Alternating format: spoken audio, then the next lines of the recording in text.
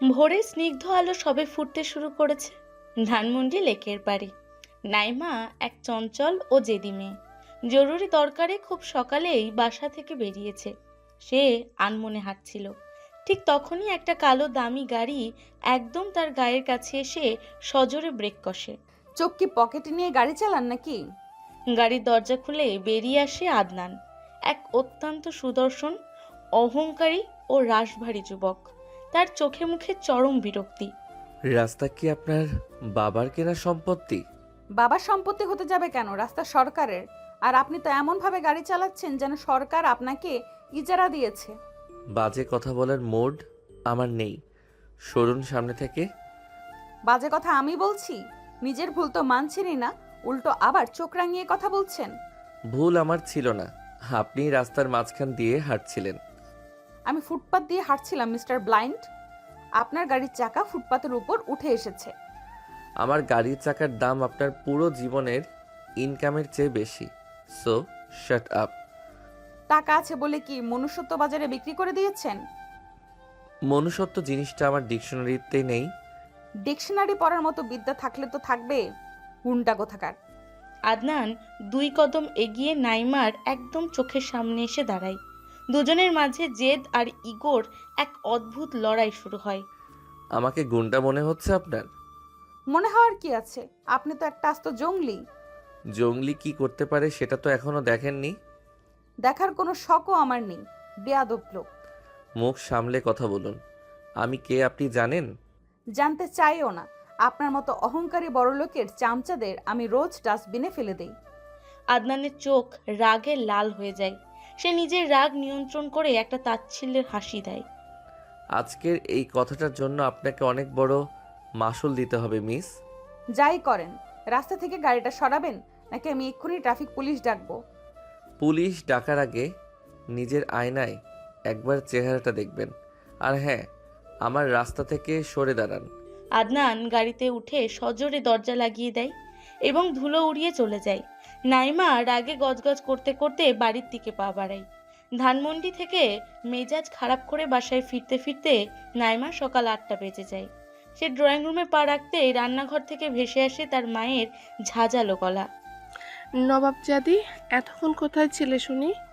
আম্মু এক টিপিক্যাল বাঙালি মা, হাতে খুন্তি নিয়ে ডাইনিং টেবিলের পাশে দাঁড়িয়ে আছেন। আম্মু সকাল সকাল শুরু করো না তো, এমনিতেই মেজাজ খারাপ। মেজাজ তো আমার খারাপ হওয়ার কথা, সকাল 8টা বাজে, নিজের বিছানা পর্যন্ত গুছাইনি। বাবা একজন শান্ত স্বভাবের মানুষ, খবরের কাগজ থেকে মুখ না তুলে কথা বলেন। আহা, মেয়েটা মাত্রই তো বাইরে থেকে এলো, ওকে একটু বসতে দাও। একদম, আপনি একদম ওর হয়ে কথা বলতে আসবেন না। আপনার আজকালতে মেয়েটা দিন দিন বাদর হচ্ছে। আমি আবার কি করলাম? আমি তো শুধু নিজের পেপার পড়ছিলাম। ঠিক তখনই নাইমার ছোট ভাই নাবিল, যে নিজেকে বড় মাপের হ্যাকার ভাবে, ল্যাপটপ হাতে নিয়ে ড্রয়িং রুমে ঢোকে। আম্মু, তুমি জানো না আমি আজ কত বড় একটা কাজ করেছি? তুই আবার সকালে উঠে কি উল্টাপাল্টা কাজ করেছিস? উল্টাপাল্টা না আফু, আমি পাশের বাড়ির আন্টির ওয়াইফাই পাসওয়ার্ড হ্যাক করে ফেলেছি। নাইমা এগিয়ে গিয়ে নাবিলের মাথায় ঠাস করে একটা গাঁট্টা মারে। চুপ কর গাধা। গত পরশু তো তুই পাসওয়ার্ড হ্যাক করতে নিয়ে আন্টির কাছে ধরা খেয়েছিলি। আপু, লাগছে তো। এবার আমি সিকিউরিট পেক্সি ইউজ করেছি, কেউ ধরতে পারবে না। তোর প্রক্সি নিকুচি করি। পড়াশোনা বাদ দিয়ে সারাদিন এসব কিসের ধান্দা তোর? তোরা দুজন কি থামবি, নাকি আমি খুন্তি নিয়ে দুটোর মাথা ফাটাবো? আহা, শান্ত হও, নাস্তাটা দাও না। নাস্তা বানাবে কে? আপনার মেয়ে তো মহারানী হয়ে সোফায় শুয়ে বসে আছে। আম্মু, আমি কি কিছুই করি না বাসায়? কাল তো পুরো ঘর আমি একাই গুছিয়েছি। হ্যাঁ, আর ঘর গোছাতে গিয়ে আমার ল্যাপটপের তারটা ছিঁড়ে ফেলেছিস। তুই বেশি কথা বললে আজ তোর ল্যাপটপটাই আমি আছাড় মারবো। আব্বু দেখো, আপু আমাকে সকাল সকাল হুমকি দিচ্ছে। তোরা একটু চুপ করবি? আমাকে শান্তিতে একটু খবরের কাগজটা পড়তে দিবি না তোরা? নাইমা মুখ ফুলিয়ে একটা চেয়ার টেনে ডাইনিং টেবিলে বসে পড়ে। সকালে একটা ইডিয়েটের সাথে দেখা হয়েছে, তারপর এখন তোমরা শুরু করেছো। কোন ইডিয়েটের সাথে আবার রাস্তায় ঝগড়া করে এসেছিস? এক অহংকারী লোক, নিজে গাড়ি চালাতে পারে না, আবার বড় বড় কথা বলে। আবু, তোর সাথে তো রাস্তায় কুকুরেরও ঝগড়া হয়। তুই কিন্তু এবার সত্যিই আমার হাতে মার খাবি নাবিল। এই হট্টগোল ও মজার ঝগড়ার পর নাইমা নাস্তা করে ভার্সিটির উদ্দেশ্যে বেরিয়ে যায়। এদিকে শহরের অন্য প্রান্তে আশুলিয়ার এক নির্জন ও অন্ধকার ওয়্যারহাউসে সময়টা তখন দুপুর গড়িয়েছে। আদনানের পরনে কালো শার্ট, হাতে একটা দামি রিভলভার। পরিবেশটা থমথমে ও ভয়ঙ্কর। তার ডান হাত কবির, যে মাফিয়া হয়েও সারাদিন আদনানের নির্দেশ পালন করে, একটা লোককে দড়ি দিয়ে বেঁধে রেখেছে। বস বস এই লোকটাই কাল রাতে আমাদের মাল পাচার হওয়ার খবরটা পুলিশকে লিক করেছিল।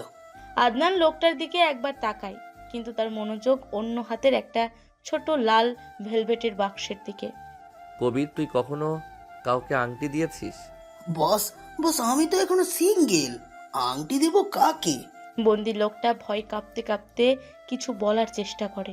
ভাইজান, আমাকে এবারের মতো মাফ করে দেন। আমি আর কখনো এমন কাজ করব না। চুপ কর, আমি এখন একটা জরুরি বিষয় নিয়ে ভাবছি। আদনান রিভলভারটা পকেটে রেখে লাল বাক্সটা খোলে। ভেতরে একটা ঝকঝকে হীরের আংটি জ্বলজ্বল করছে। কবির, মেয়েদের কি ডায়মন্ড বেশি পছন্দ নাকি ফুচকা? বস এটা কেমন আজব প্রশ্ন করলেন? খুব সিম্পল প্রশ্ন, তুই উত্তর দে। বস ডায়মন্ড তো অনেক দামি জিনিস, কিন্তু ফুচকা তো রাস্তার সস্তা খাবার। দামি সস্তা আমি জানতে চাইনি, আমি জানতে চেয়েছি মেয়েরা কোনটা বেশি পছন্দ করে। আমার মনে হয় ফুচকাই বেশি পছন্দ করে বস। আমার এক কাজিন আছে, সে তো সারাদিন ফুচকাই খায়। হ্যাঁ। আদনানের সাঙ্গপাঙ্গরা একে অপরের দিকে অবাক হয়ে তাকায়। এই হলো আন্ডারওয়ার্ল্ডের ডন আদনান, এবং আজকের গল্পের নায়ক, যার ভয়ে পুরো বাংলাদেশ কাঁপে। আর সে আজ ফুচকা নিয়ে গবেষণা করছে।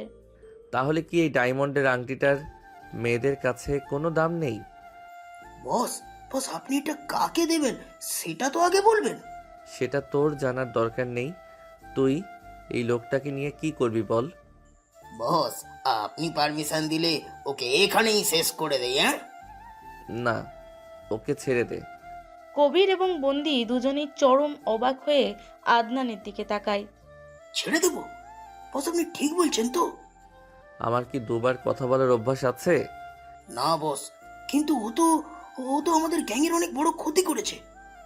ওর কপাল ভালো যে আজ আমার মুডটা অন্যরকম। ওকে এখান থেকে দূর করে দে। আদনান লাল বাক্সটা পকেটে ঢুকিয়ে ওয়্যারহাউস থেকে বেরিয়ে যায়। ওয়্যারহাউসের কাজ শেষ করে সে তার গাড়ির বহর নিয়ে শহরের দিকে রওনা হয়। এদিকে বিকেল নেমে এসেছে। নাইমা তার বন্ধুদের সাথে ভার্সিটির সামনে টিএসসির মোড়ে আড্ডা দিচ্ছে। নাইমার বন্ধু ফাইম, সারা আর রিয়া। ফাইম একটু ভীতু স্বভাবের, আর সারা ও রিয়া সবসময় গসিপ নিয়ে ব্যস্ত থাকে। দোস্ত, কাল যে শাড়িটা দেখলাম না মার্কেটে, জাস্ট ওয়াও ছিল। হ্যাঁ, কিন্তু দামটা দেখেছিস? 8,000 টাকা। তোদের সারাদিন শুধু শাড়ি আর মেকআপ। এদিকে যে আমার ফুচকার প্লেট খালি হয়ে যাচ্ছে, সেদিকে তোদের কোনো খেয়াল আছে? ফাইম বারবার নিজের পকেটে হাত দিয়ে টাকা চেক করছে আর ঘামছে। নাইমা, তুই কিন্তু আজ বেশি খাচ্ছিস। আমার পকেটে কিন্তু এত টাকা নেই। কিপটামি করিস না তো ফাহিম। তুই তো বলেছিলি আজ তুই সবাইকে ট্রিট দিবি।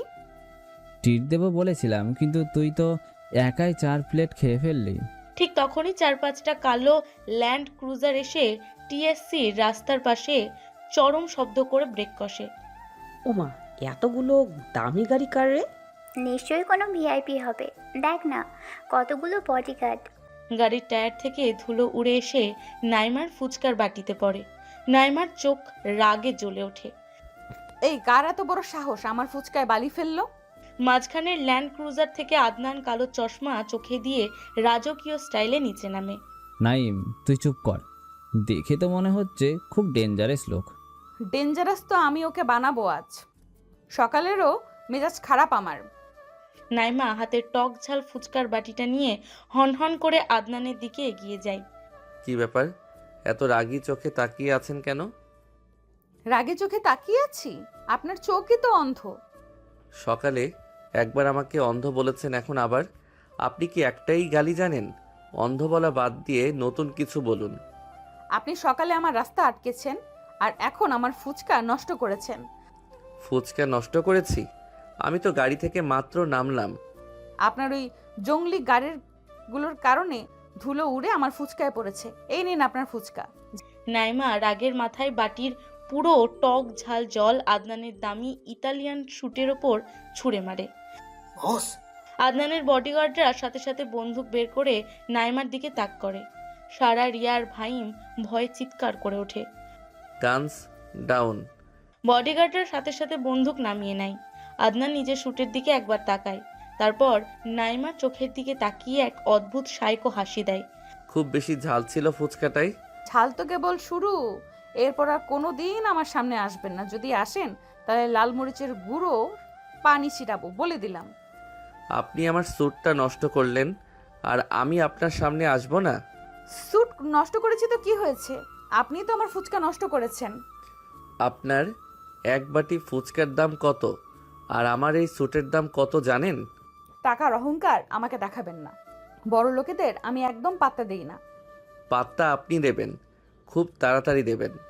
স্বপ্ন দেখা ভালো, কিন্তু খোলা চোখে দিবার স্বপ্ন না। আদনান কখনো স্বপ্ন দেখে না, সেই স্বপ্ন কেড়ে নেয়।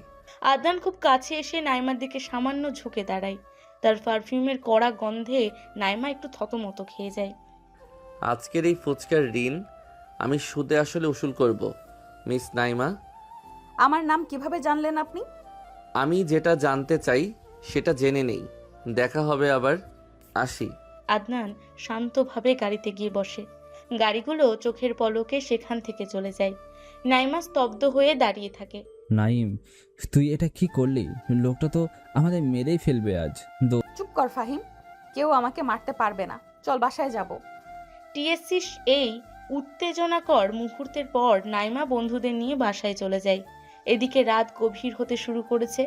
গুলশানে আদনানের বিলাসবহুল ম্যানশনের বিশাল ড্রয়িং রুমে আদনানের ছোট বোন জয়া এবং তার অভিভাবক খালামণি বসে কফি খাচ্ছেন। জয়া খুব ঠোঁটকাটা স্বভাবের। ভাইয়া, তোমার এই অবস্থা কে করলো? স্টোর থেকে তো তেঁতুল গন্ধ আসছে। আদনান বিরক্ত মুখে সোফায় বসে শুটের বোতাম খুলছে। চুপ করো জয়া, এমনিতেই মেজাজ খারাপ হয়ে আছে। মেজাজ খারাপ হওয়ারই কথা। এত বড় মাফিয়া ডন, আর আজ কিনা এক বাটি ফুচকার কাছে হেরে গেল। খালামণি, তুমিও শুরু করলে? শুরু করবো না মানে? হাসতে হাসতে তোমার পেটে ব্যথা হয়ে যাচ্ছে। কে সেই মহারানী যে তোমাকে ফুচকা দিয়ে গোসলি করিয়ে দিল? মহান নারী না, একটা আস্ত পাগলি। পাগলি হোক আর যাই হোক, মেয়েটার কিন্তু সাহস আছে বলতে হবে। তোমার বডিগার্ডদের সামনে তোমাকে এই অপমান করলো। অপমান না খালামণি, ওটাকে বলে ইগো। তা ভাইয়া, ওই ইগনোরের সাথে কি তোমার আবার দেখা করার ইচ্ছা আছে? দেখা তো হবেই, খুব তাড়াতাড়ি হবে। জয়া আর খালামণি মুখ চাওয়াচড়ি করে হাসতে থাকে। আদনান সেখান থেকে উঠে নিজের ঘরের বারান্দায় চলে যায়। রাতের আকাশটা বেশ পরিষ্কার, চারিদিকে নীরবতা। আদনান পকেট থেকে একটা পুরনো আধপোড়া ছবি বের করে। তুমি আমাকে চিনতে পারোনি নাইমা, কিন্তু আমি তো তোমাকে প্রথম দেখাতেই চিনেছি। ছবির মধ্যে একটা ছোট্ট মেয়ের মুখ, যার অর্ধেক আগুনে পোড়া দাগে ঢাকা। 15 বছর ধরে আমি শুধু এই দিনটার জন্য অপেক্ষা করছিলাম নাইমা। আদনান ছবির মেয়েটার মুখের ওপর হাত বুলিয়ে দেয়। তার গলার স্বর ভারী হয়ে আসে। তুমি আজ আমাকে ফুচকার জল ছুঁড়ে বেড়েছ, কিন্তু একটা সময় তুমি আমার জন্য তোমার জীবন বাজি রেখেছিলে। তোমার ওই সাধারণ জীবনটা এবার শেষ হতে চলেছে নাইমা। কাল সকালেই আমি আসছি তোমার পুরো পৃথিবীটা বদলে দিতে। বারান্দার মৃদু বাতাসে আদনানের হাতে সেই আধপোড়া ছবিটা হালকা উড়তে থাকে। দর্শক, আশা করি নায়ক নায়িকার পরিচয় আর দিতে হবে না। আপাতত এতটুকুই জেনে রাখুন যে আমাদের আজকের গল্পের নায়ক হলো আদনান, নায়িকা নাইমা। বাকি সব পরিচয় গল্পের সাথে থাকলে অবশ্যই বুঝতে পারবেন। আদনানের হাতে থাকা ছবির সাথে নাইমার কি সম্পর্ক, তা জানতে হলে পুরো গল্পটা শুনতে হবে। রাতের এই অদ্ভুত স্বপ্ন আর ধোঁয়াশার পর সকালটা এদিকে নাইমাদের বাড়িতে বেশ শান্তই ছিল। বাবা খবরের কাগজ নিয়ে বসেছেন আর মা রান্নাঘরে নাস্তা বানাচ্ছেন। ঠিক তখনই বাড়ির সামনে রাস্তার একের পর এক গার্ড ব্রেকের শব্দে পুরো মহল্লা কেঁপে ওঠে।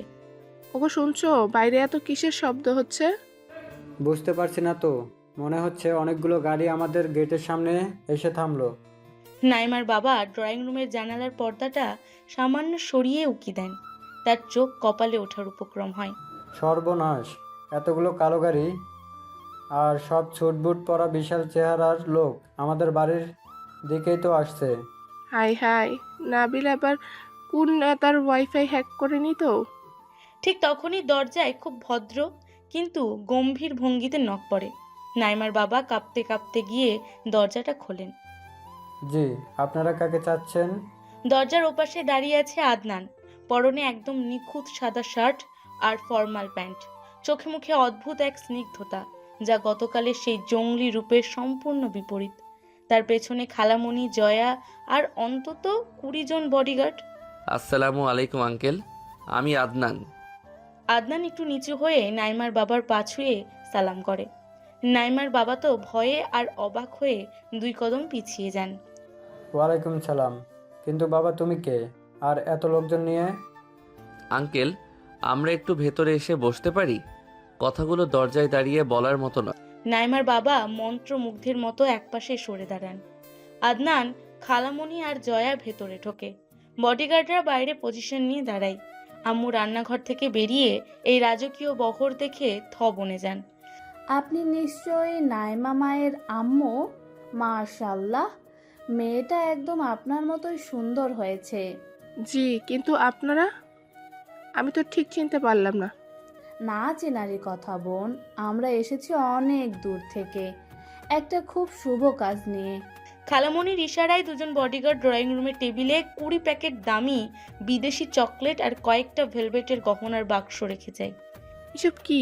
আপনারা মিষ্টির বদলে এত কিছু কেন নিয়ে এসেছেন? আন্টি, মিষ্টি তো সবাই আনে। আমার মনে হলো আপনার মেয়ের হয়তো চকলেট বেশি পছন্দ, তাই একটু অন্যরকম কিছু আনলাম। ঠিক সেই মুহূর্তে নাইমা ঘুম থেকে উঠে চোখ মুছতে মুছতে ড্রয়িং রুমে আসে। তার পরনে সাধারণ একটা সালোয়ার কামিজ। আম্মু, সকালে এত কিসের চিল্লাচিল্লি? কথা শেষ করার আগেই নাইমার চোখ যায় সোফায় বসা আদনানের দিকে। তার মনে হলো সে কোনো ভয়ঙ্কর দুঃস্বপ্ন দেখছে। আপনি আপনি এখানে কি করছেন? শুভ সকাল নাইমা, রাতে ভালো ঘুম হয়েছিল তো? একদম ন্যাকামি করবেন না। আপনি আমাদের বাসায় কেন এসেছেন? আমার তো মনে হচ্ছে পুলিশ ডাকতে হবে। নাইমা, এসব কেমন কথা?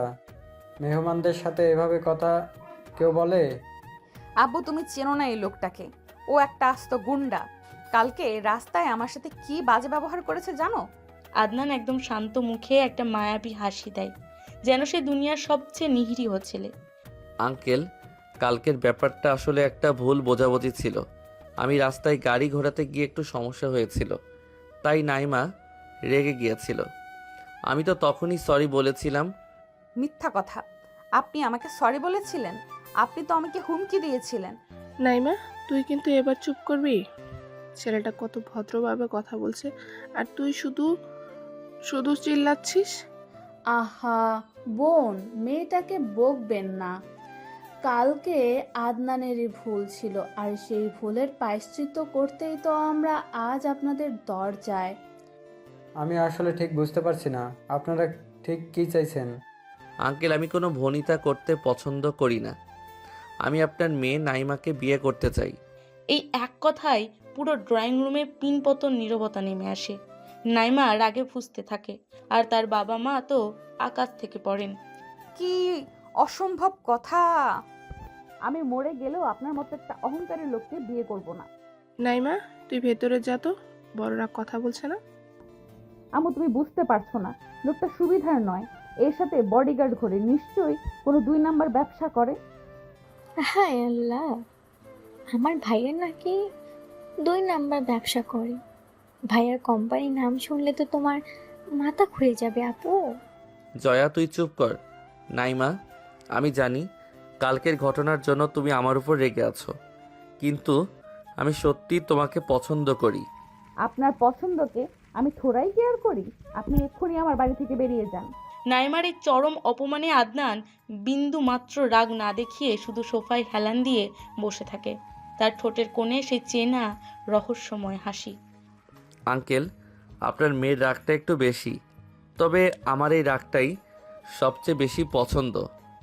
বাবা আদনান, তুমি তো দেখতে শুনতে ভালোই, কিন্তু বিয়ে তো আর এক কথার ব্যাপার না, আমাদের তো একটু সময় লাগবে। আপনারা যত ইচ্ছা সময় নিন ভাই সাহেব, আমরা তো আর জোর করছি না। তবে ছেলে হিসাবে আমার আদনান কিন্তু হীরার টুকরো। ড্রয়িং রুমের এই থমথমে আর অদ্ভুত পরিস্থিতির মাঝেই রান্নাঘরের দরজার আড়াল থেকে উকি দিচ্ছে নাইমার ছোট ভাই নাবিল আর দুই বান্ধবী সারা ও রিয়া। আপু তো শেষ। আমি তো ভাবছিলাম লোকটা কোনো সিনেমার হিরো হবে। নাবিল তার কোলে রাখা ল্যাপটপে খুব দ্রুত কিছু টাইপ করছে। সারা আর রিয়া দরজা দিয়ে মুগ্ধ হয়ে আদনানকে দেখছে। দোস্ত, লোকটার লুকস দেখেছিস? পুরাই হলিউড হিরোদের মতো।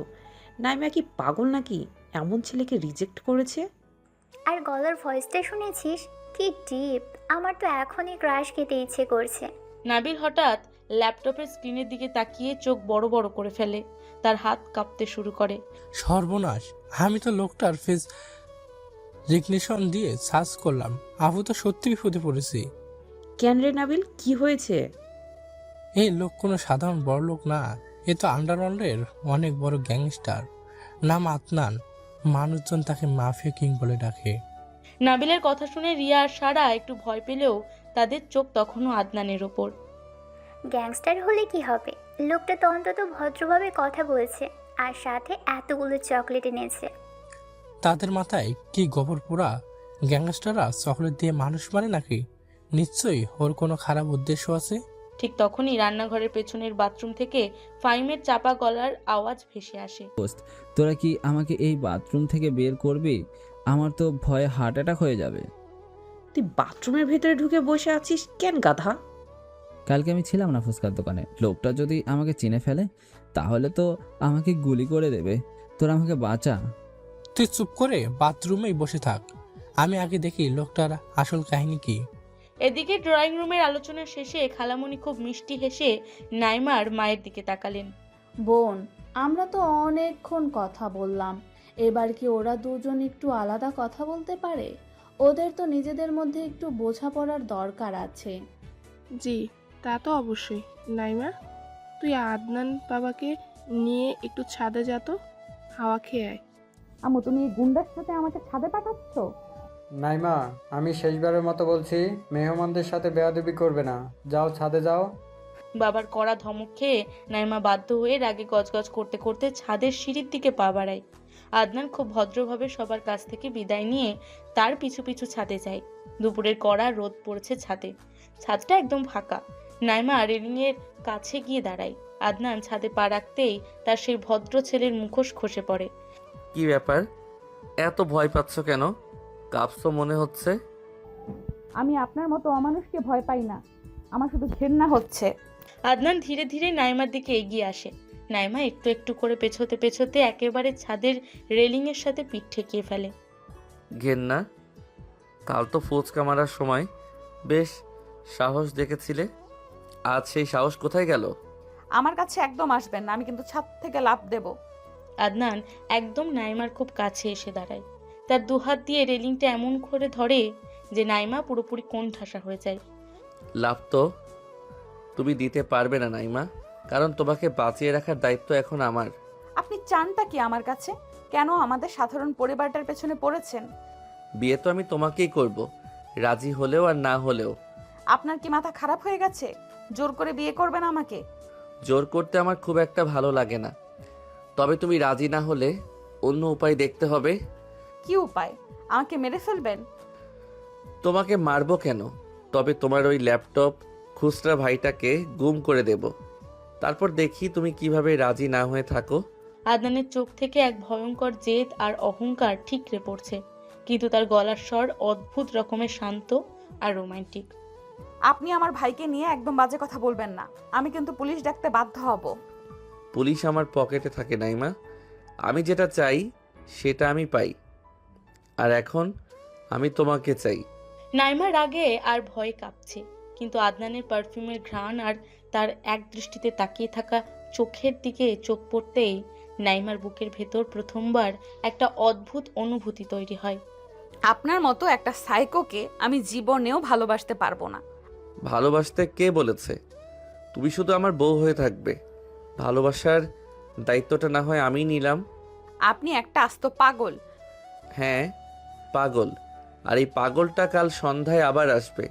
তোমার বাবা মাকে রাজি করিয়ে রেখো, নয়তো নাবিলের ল্যাপটপটা রাস্তায় পাওয়া যাবে, কিন্তু নাবিলকে নয়। আদনান নাইমার চোখের দিকে শেষবার একটা গভীর দৃষ্টি দিয়ে ছাদ থেকে নেমে যায়। নাইমা রেলিং ধরে বসে পড়ে, তার মাথা কাজ করছে না। এই লোকটার অহংকার, রোম্যান্স আর হুমকির অদ্ভুত মিশ্রণ তাকে পুরোপুরি এলোমেলো করে দিয়েছে। ছাদে সেই উত্তেজনাকর মুহূর্ত আর আদনানের বিদায় নেওয়ার পর নাইমাদের বাড়িতে যেন একটা ঝড় ভরে যায়। সারাদিন বাবা মায়ের সাথে নাইমার তর্ক বিতর্ক চলতে থাকে। দিন গড়িয়ে রাত নামে। শহরের কোলাহল থেমে গিয়ে গভীর রাতের নিস্তব্ধতা নেমে আসে পূর্বাচলের এক পরিত্যক্ত গোডাউনে। গোডাউনের ভেতরে আবছা আলো, একটা চামড়ার সোফায় বসে আছে ইমতিয়াজ, আন্ডারওয়ার্ল্ডের এক ভয়ঙ্কর ও রহস্যময় লোক।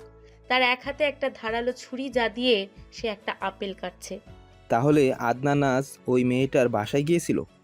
ইমতিয়াজের সামনে মাথা নিচু করে দাঁড়িয়ে আছে তার এক বিশ্বস্ত লোক। জি বস, 20 জন বডিগার্ড নিয়ে একদম বিয়ের প্রস্তাব দিতে গিয়েছিল। মনে হচ্ছে মেয়েটার প্রেমে পাগল হয়ে গেছে আদনান। পাগল? আদনানের মতো ছেলে আর প্রেম? তুই কি আমাকে গাধা পেয়েছিস? কিন্তু বস, আমরা তো নিজের চোখে দেখলাম আদনান কেমন ভদ্র ছেলের মতো ওই বাড়িতে ঢুকলো। আদনান কখনো কোনো কাজ বিনা কারণে করে না, ওর প্রতিটা পদক্ষেপ মেপে মেপে ফেলা। ইমতিয়াজ ছুরিটা দিয়ে আপেলের এক টুকরো মুখে পড়ে, তার চোখে এক ভয়ঙ্কর চতুরতা। আদনান ওই মেয়েটাকে বিয়ে করতে চাইছে কারণ ওই মেয়ের কাছেই সেই জিনিসটা আছে। কোন জিনিসটা বস? ওই সাধারণ মেয়ের কাছে এমন কি থাকতে পারে? এমন একটা জিনিস যা পেলে এই শহরের পুরো আন্ডারওয়ার্ল্ড আমার হাতের মুঠোয় চলে আসবে, আর আদনান সেটা খুব ভালো করেই জানে। তাহলে এখন আমাদের কি করতে হবে বস? আদনানকে ওর খেলা খেলতে দে। ও ভাবছে ও জিতে গেছে, কিন্তু ও জানে না যে আসল খেলাটা আমি শুরু করব। ইমতিয়াজ সোফা থেকে উঠে দাঁড়ায় এবং হাতের ছুরিটা সজোরে টেবিলের উপর গেঁথে দেয়। ওই মেয়েটাকে আমার চাই, জ্যান্ত। আদনানের বিয়ের আসর থেকে ওকে তুলে আনবি, তারপর দেখব মাফিয়া কিং তার রোমান্টিক বউকে কিভাবে বাঁচায়। গোডাউনের অন্ধকার আর ইমতিয়াজের ভয়ঙ্কর হাসির সাথে সাথে রাতের নিস্তব্ধতা আরও গভীর হতে থাকে। নাইমার সাধারণ জীবনে যে একটা বিশাল ঝড় আসতে চলেছে তা সে ঘুণাক্ষরেও টের পাচ্ছে না। এখন দেখার বিষয় হলো ওই সাধারণ মেয়ের কাছে এমন কি লুকানো আছে যার জন্য মাফিয়া কিং আর ভিলেন দুজনেই মরিয়া হয়ে উঠেছে। এভাবেই 2 দিন কেটে যায়। গত 2 দিনে নাইমার জীবনে রীতিমতো ঘূর্ণিঝড় বয়ে গেছে। আদনানের ভদ্র ছেলের নিখুঁত অভিনয় আর খালামানির মিষ্টি কথার জালে নাইমার বাবা মা পুরোপুরি আটকা পড়ে গেছেন। আদনানের বিপুল সম্পত্তি আর রাজকীয় আচার ব্যবহার দেখে তারা মুগ্ধ। নাইমা বারবার বোঝানোর চেষ্টা করেছে যে এই লোক সুবিধার নয়, কিন্তু আদনান আড়ালে নাইমাকে নাবিলের ভবিষ্যতের ভয় দেখিয়ে চুপ করিয়ে রেখেছে। শেষমেশ পরিবারের চাপে এবং আদনানের সূক্ষ্ম ব্ল্যাকমেলে নাইমাকে বাধ্য হয়েই বিয়েতে রাজি হতে হয়েছে। মাত্র 1 সপ্তাহের নোটিশে বিয়ের তারিখও চূড়ান্ত। আজ সেই জোরপূর্বক কিন্তু জমকালো বিয়ের প্রথম শপিংয়ের দিন। পড়ন্ত বিকেল। যমুনা ফিউচার পার্কের পুরো একটা ফ্লোর আজ সাধারণ ক্রেতাদের জন্য সম্পূর্ণ বন্ধ করে দেওয়া হয়েছে। চারিদিকে শুধু আদনানের কালো স্যুট পরা বডিগার্ডরা পজিশন নিয়ে দাঁড়িয়ে আছে। আপা, বিয়ের শাড়ি তো লাল বেনারসি হতে হবে। আমাদের বংশের সব মেয়েরা লাল বেনারসি পরেই বউ সেজেছে। আরে বোন, সেই মান্দাতার আমলে লাল বেনারসি এখন কে পরে? আদনানের বউ পরবে ডিজাইনার পেস্টেল কালারের লেহেঙ্গা, একদম রাজকন্যার মতো লাগবে। তা কি হয় আপা, লাল ছাড়া কি আর বিয়ের কোণে মানায়? মানাবে মানাবে, আপনি চিন্তা করবেন না, আমি সব ব্যবস্থা করে দিচ্ছি। মায়েরা যখন শাড়ি আর লেহেঙ্গার বিতর্কে ব্যস্ত, অন্যদিকে একটু দূরে দাঁড়িয়ে থাকা মাফিয়া ডন আদনানের ডান হাত কবিরের অবস্থা খুব করুণ। তার 2 হাতে অন্তত 7-8টা গোলাপি রঙের বড় বড় লেডিস শপিং ব্যাগ ঝুলছে। বস, আমার হাত তো ঘেমে যাচ্ছে। এই ব্যাগগুলো কি বডিগার্ডদের কাউকে দেওয়া যায় না? আদনান একটু দূরে দাঁড়িয়ে পকেটে হাত দিয়ে খুব শান্তভাবে একটা বুটিক শপের ডিসপ্লের দিকে তাকিয়েছিল। বডিগার্ডদের কাজ নিরাপত্তা দেওয়া, ব্যাগ টানা নয়। কিন্তু বস, আমি তো আপনার রাইট হ্যান্ড, আমার পকেটে পিস্তল আর হাতেই গোলাপি রঙের লেডিস ব্যাগ। আরে কেউ দেখলে তো আমার মাফিয়ার ক্যারিয়ার এখানেই শেষ বস।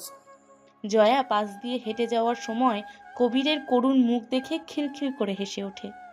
কবির ভাই, আপনাকে তো এই গোলাপি ব্যাগের সাথে একদম পারফেক্ট লাগছে।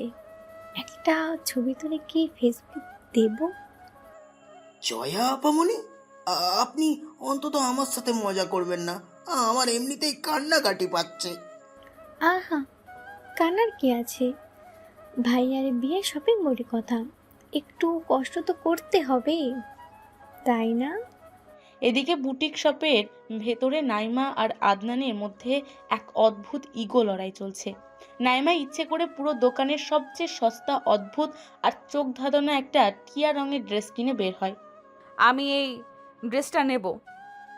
আদনান ড্রেসটার দিকে একবার আর চোখে তাকায়, আর তার চোখ মুখে চরম বিরক্তি ফুটে ওঠে। তোমার চোখ কি কালার ব্লাইন্ড হয়ে গেছে? কেন?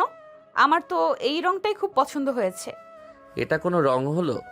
এটা তো টিয়া পাখির গায়েও মানাবে না। আপনার মানানো নিয়ে চিন্তা করতে হবে না।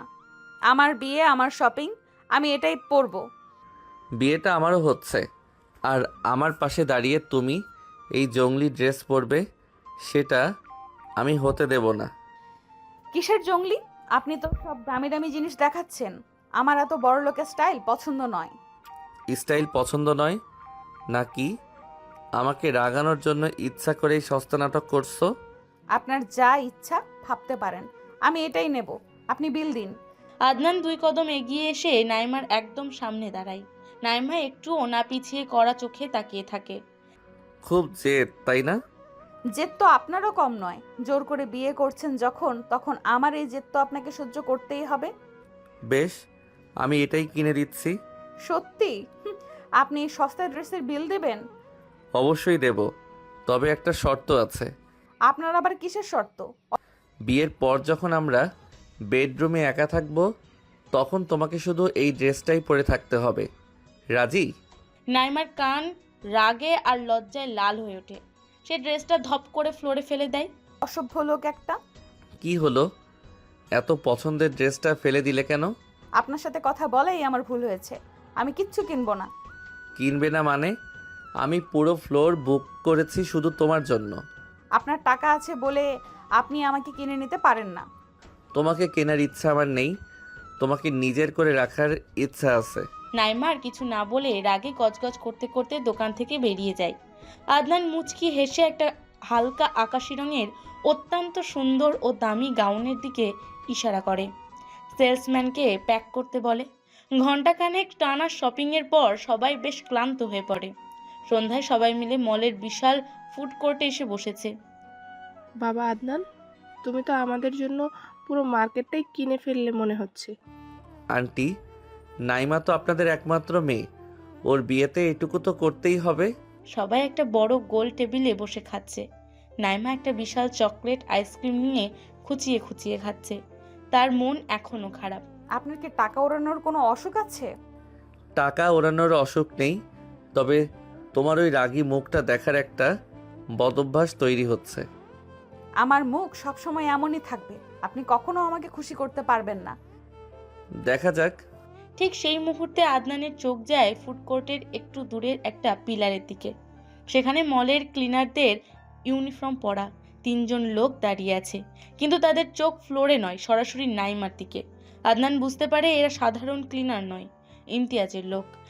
নাইমা, তোমার আইসক্রিমটা একটু ধরবে? কেন, আপনার নিজের হাত নেই? আদনান খুব শান্তভাবে আইসক্রিমের কাপটা নাইমার হাতে ধরিয়ে দেয় এবং টেবিল থেকে উঠে দাঁড়ায়। এটা শেষ করো, আমি ঠিক 2 মিনিটের মধ্যে আসছি। কোথায় যাচ্ছেন আবার নবাবজাদা? একটু জরুরি কাজ আছে, তুমি আইসক্রিমটা মন দিয়ে খাও। আদনান খুব স্বাভাবিকভাবে হেঁটে পিলারের দিকে যায়। লোকগুলো তাকে আসতে দেখে পেছনের অন্ধকার করিডোরের দিকে এগোয়। আদনান করিডোরে ঢুকতেই লোকগুলো পকেট থেকে ধারালো ছুরি বের করে। মাফিয়া কিং আজ একা, শেষ করে দে ওকে। আদনানের মুখে কোনো ভয়ের ছাপ নেই। সে নিজের শার্টের হাতাটা একটু গুটিয়ে নেয়। ইমতিয়াজকে গিয়ে বলিস আদনানের বউয়ের দিকে চোখ তোলার আগে যেন নিজের কবরের মাপটা নিয়ে রাখে।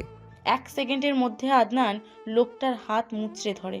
ছুরিটা ফেলে দেয় এবং তার পেটে প্রচণ্ড জোরে একটা হাঁটু চালায়। লোকটা শব্দ করার আগে জ্ঞান হারিয়ে পড়ে যায়।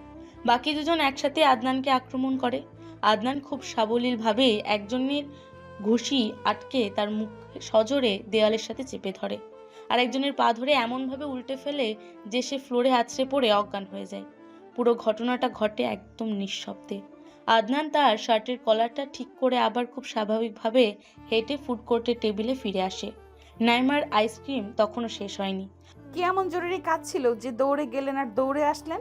কিছু আবর্জনা পড়েছিল, সেগুলো পরিষ্কার করে আসলাম। আপনি কবে থেকে মলের ঝাড়ুদারের কাজ শুরু করলেন? আমার আশেপাশের পরিবেশ আমি নিজেই পরিষ্কার রাখতে পছন্দ করি। আদনান হঠাৎ খেয়াল করে নাইমার গালের একপাশে একটু আইসক্রিম লেগে আছে। সে কিছু না বলে পকেট থেকে নিজের রুমাল বের করে। একটু স্থির হয়ে বসো। কেন, আবার কি হলো? আদনান হালকা ঝুঁকে নাইমার গালের আইসক্রিমটা রুমাল দিয়ে আলতো করে মুছে দেয়। নাইমা হঠাৎ এই স্পর্শে একদম জমে যায়। বাচ্চাদের মতো খেতে গিয়ে পুরো মুখ মাখিয়ে ফেলেছ। আমি বাচ্চা নই, আর আপনি আমাকে এভাবে ছোবেন না। আমার জিনিস আমি ছোবো, তাতে কার কি অধিকার আছে? নাইমার বুকটা হঠাৎ করে একটু জোরে ধক করে ওঠে। সে চোখ নামিয়ে নেয়। অ্যাকশন আর উত্তেজনার মাঝেও এই ছোট্ট রোমান্টিকতা মুহূর্তটা নাইমার ভেতরে এক অদ্ভুত আলোড়ন তৈরি করেছে। মলের সেই ব্যস্ততা আর অদ্ভুত অনুভূতির পর সবাই বাসায় ফিরে আসে। রাতের ক্রমশ গভীর হচ্ছে। পুরো বাড়ি শান্ত হয়ে গেলেও নাবিলের ঘরের বাতি এখনো জ্বলছে। নাবিল তার বিছানায় বসে ল্যাপটপের কিবোর্ডে পাগলের মতো টাইপ করছে। আদনানের অহংকার দেখে তার জেদ চেপেছে। সে আজ এই মাফিয়ার সব গোপন খবর বের করেই ছাড়বে। শালা গ্যাংস্টার, আমাকে গুম করার হুমকি দিস? আজ তোর কোম্পানির সার্ভার ডাউন না করলে আমার নামও নাবিল না। নাবিল কয়েকটা জটিল কোড রান করিয়ে আদনানের মেন কোম্পানির ফায়ারওয়াল হ্যাক করার চেষ্টা করছে। প্রায় আধা ঘন্টা পর স্ক্রিনে একটা সাকসেস মেসেজ ভেসে ওঠে। ইয়েস, ঢুকে পড়েছি। এবার দেখি তোর পেটের ভেতর কি কি লুকানো আছে। নাবিল বিভিন্ন ফোল্ডার ঘাঁটতে ঘাঁটতে একটা ডিলিট হওয়া সিক্রেট ফোল্ডার রিকভার করে ফেলে। ফোল্ডারটার নাম আর্কাইভ 15। অ্যাকাউন্ট 15? এটা আবার কি? ডিলিট করা কেন? নাবিল ফোল্ডারটা ওপেন করে। সেখানে অনেকগুলো এলোমেলো ফাইলের মাঝে একটা পুরনো মেডিকেল রিপোর্ট আর একটা নিউজ পেপারের কাটিং দেখা যায়। নাবিল নিউজ পেপারটার ওপর জুম করে। ভয়াবহ গাড়ি দুর্ঘটনায় শহরের এক প্রতিষ্ঠিত পরিবারের মৃত্যু, একটি মাত্র শিশু নিখোঁজ। নাবিল নিউজ পেপারের লেখাটা খুব মনোযোগ দিয়ে পড়তে থাকে। গাড়িটা একটা পাহাড়ের খাদে পড়ে আগুন ধরে গেছিল। শুধু ছোট মেয়েটার কোনো খোঁজ পাওয়া যায়নি। নিখোঁজ শিশুর নাম? নাবিলের চোখ হঠাৎ একটা জায়গায় আটকে যায়। সে স্ক্রিনের একদম কাছে মুখ নিয়ে যায়। তার হাত পা ঠান্ডা হয়ে আসতে থাকে। নিখোঁজ শিশুটার নাম নাইমা। নাবিল যেন নিজের চোখে বিশ্বাস করতে পারছে না। সে বারবার নামটা পড়ে। এটা কি করে সম্ভব? আপুর নাম এখানে কেন? এই নাইমা কি আমাদের আপুই? নাবিল দ্রুত মেডিকেল রিপোর্টটা ওপেন করে। সেখানে একটা ডিএনএ টেস্টের রিপোর্ট এবং একটা পোড়া লকেটের ছবি দেওয়া। এই লকেটটা তো আপুর গলায় সব সময় থাকে। নাবিল শকে স্তব্ধ হয়ে বসে থাকে। তার মানে নিজের আপু আসলে এই পরিবারের কেউ নয়। এই মাফিয়া আদনান কেন 15 বছর আগের এই ফাইলগুলো লুকিয়ে রেখেছে? নাবিলের ঘরে যখন এই ভয়াবহ সত্যের খোঁজ চলছে, ঠিক সেই সময়ে শহরের অন্য প্রান্তে আদনানের মেনশনে এক অদ্ভুত নিস্তব্ধতা। আদনান তার ব্যক্তিগত জিম রুমে একা। জিম রুমের আবঝা আলোয় আদনান খালি গায়ে একটা ভারী পাঞ্চিং ব্যাগে পাগলের মতো ঘুষি মারছে। তার পুরো শরীর ঘামে ভিজে গেছে। আমি ছাড়বো না, কাউকে ছাড়বো না। আদনানের প্রতিটা ঘুষির সাথে তার মাথার ভেতরের 15 বছর আগের কিছু অস্পষ্ট স্মৃতি দৃশ্য ফ্ল্যাশব্যাক হয়ে ফিরে আসছে। চারিদিকে দাও দাও করে আগুন জ্বলছে। ফ্ল্যাশব্যাকে ছোট্ট আদনানের কণ্ঠ ভেসে আসে, বাঁচাও, কেউ আমাকে বাঁচাও। আগুনের ভেতর থেকে একটা ছোট্ট মেয়ে, যার গলাতেও সেই একই লকেট। ছোট আদনানের হাত শক্ত করে ধরে টানছে। আদনান হঠাৎ পাঞ্চিং ব্যাগটা জড়িয়ে ধরে থেমে যায়। সে হাঁপাচ্ছে। তার চোখ থেকে ঘামের সাথে এক ফোঁটা জল গড়িয়ে পড়ছে। তুমি সেদিন আমাকে ওই নরক থেকে টেনে বের করেছিলে নাইমা। সেদিন তুমি আমাকে বাঁচিয়েছিলে, আর আজ আমাকে চিনতে পারছো না? তোমাকে আমি আর হারাতে দেব না নাইমা। এই পৃথিবীর সমস্ত অন্ধকার থেকে আমি তোমাকে আড়াল করে রাখবো। ইমতিয়াজের একটা ছায়াও তোমার গায়ে পড়তে দেব না। আদনান পাঞ্চিং ব্যাগ থেকে দূরে সরে এসে মেঝের ওপর বসে পড়ে, তার দুই হাতে মুখ ঢাকা।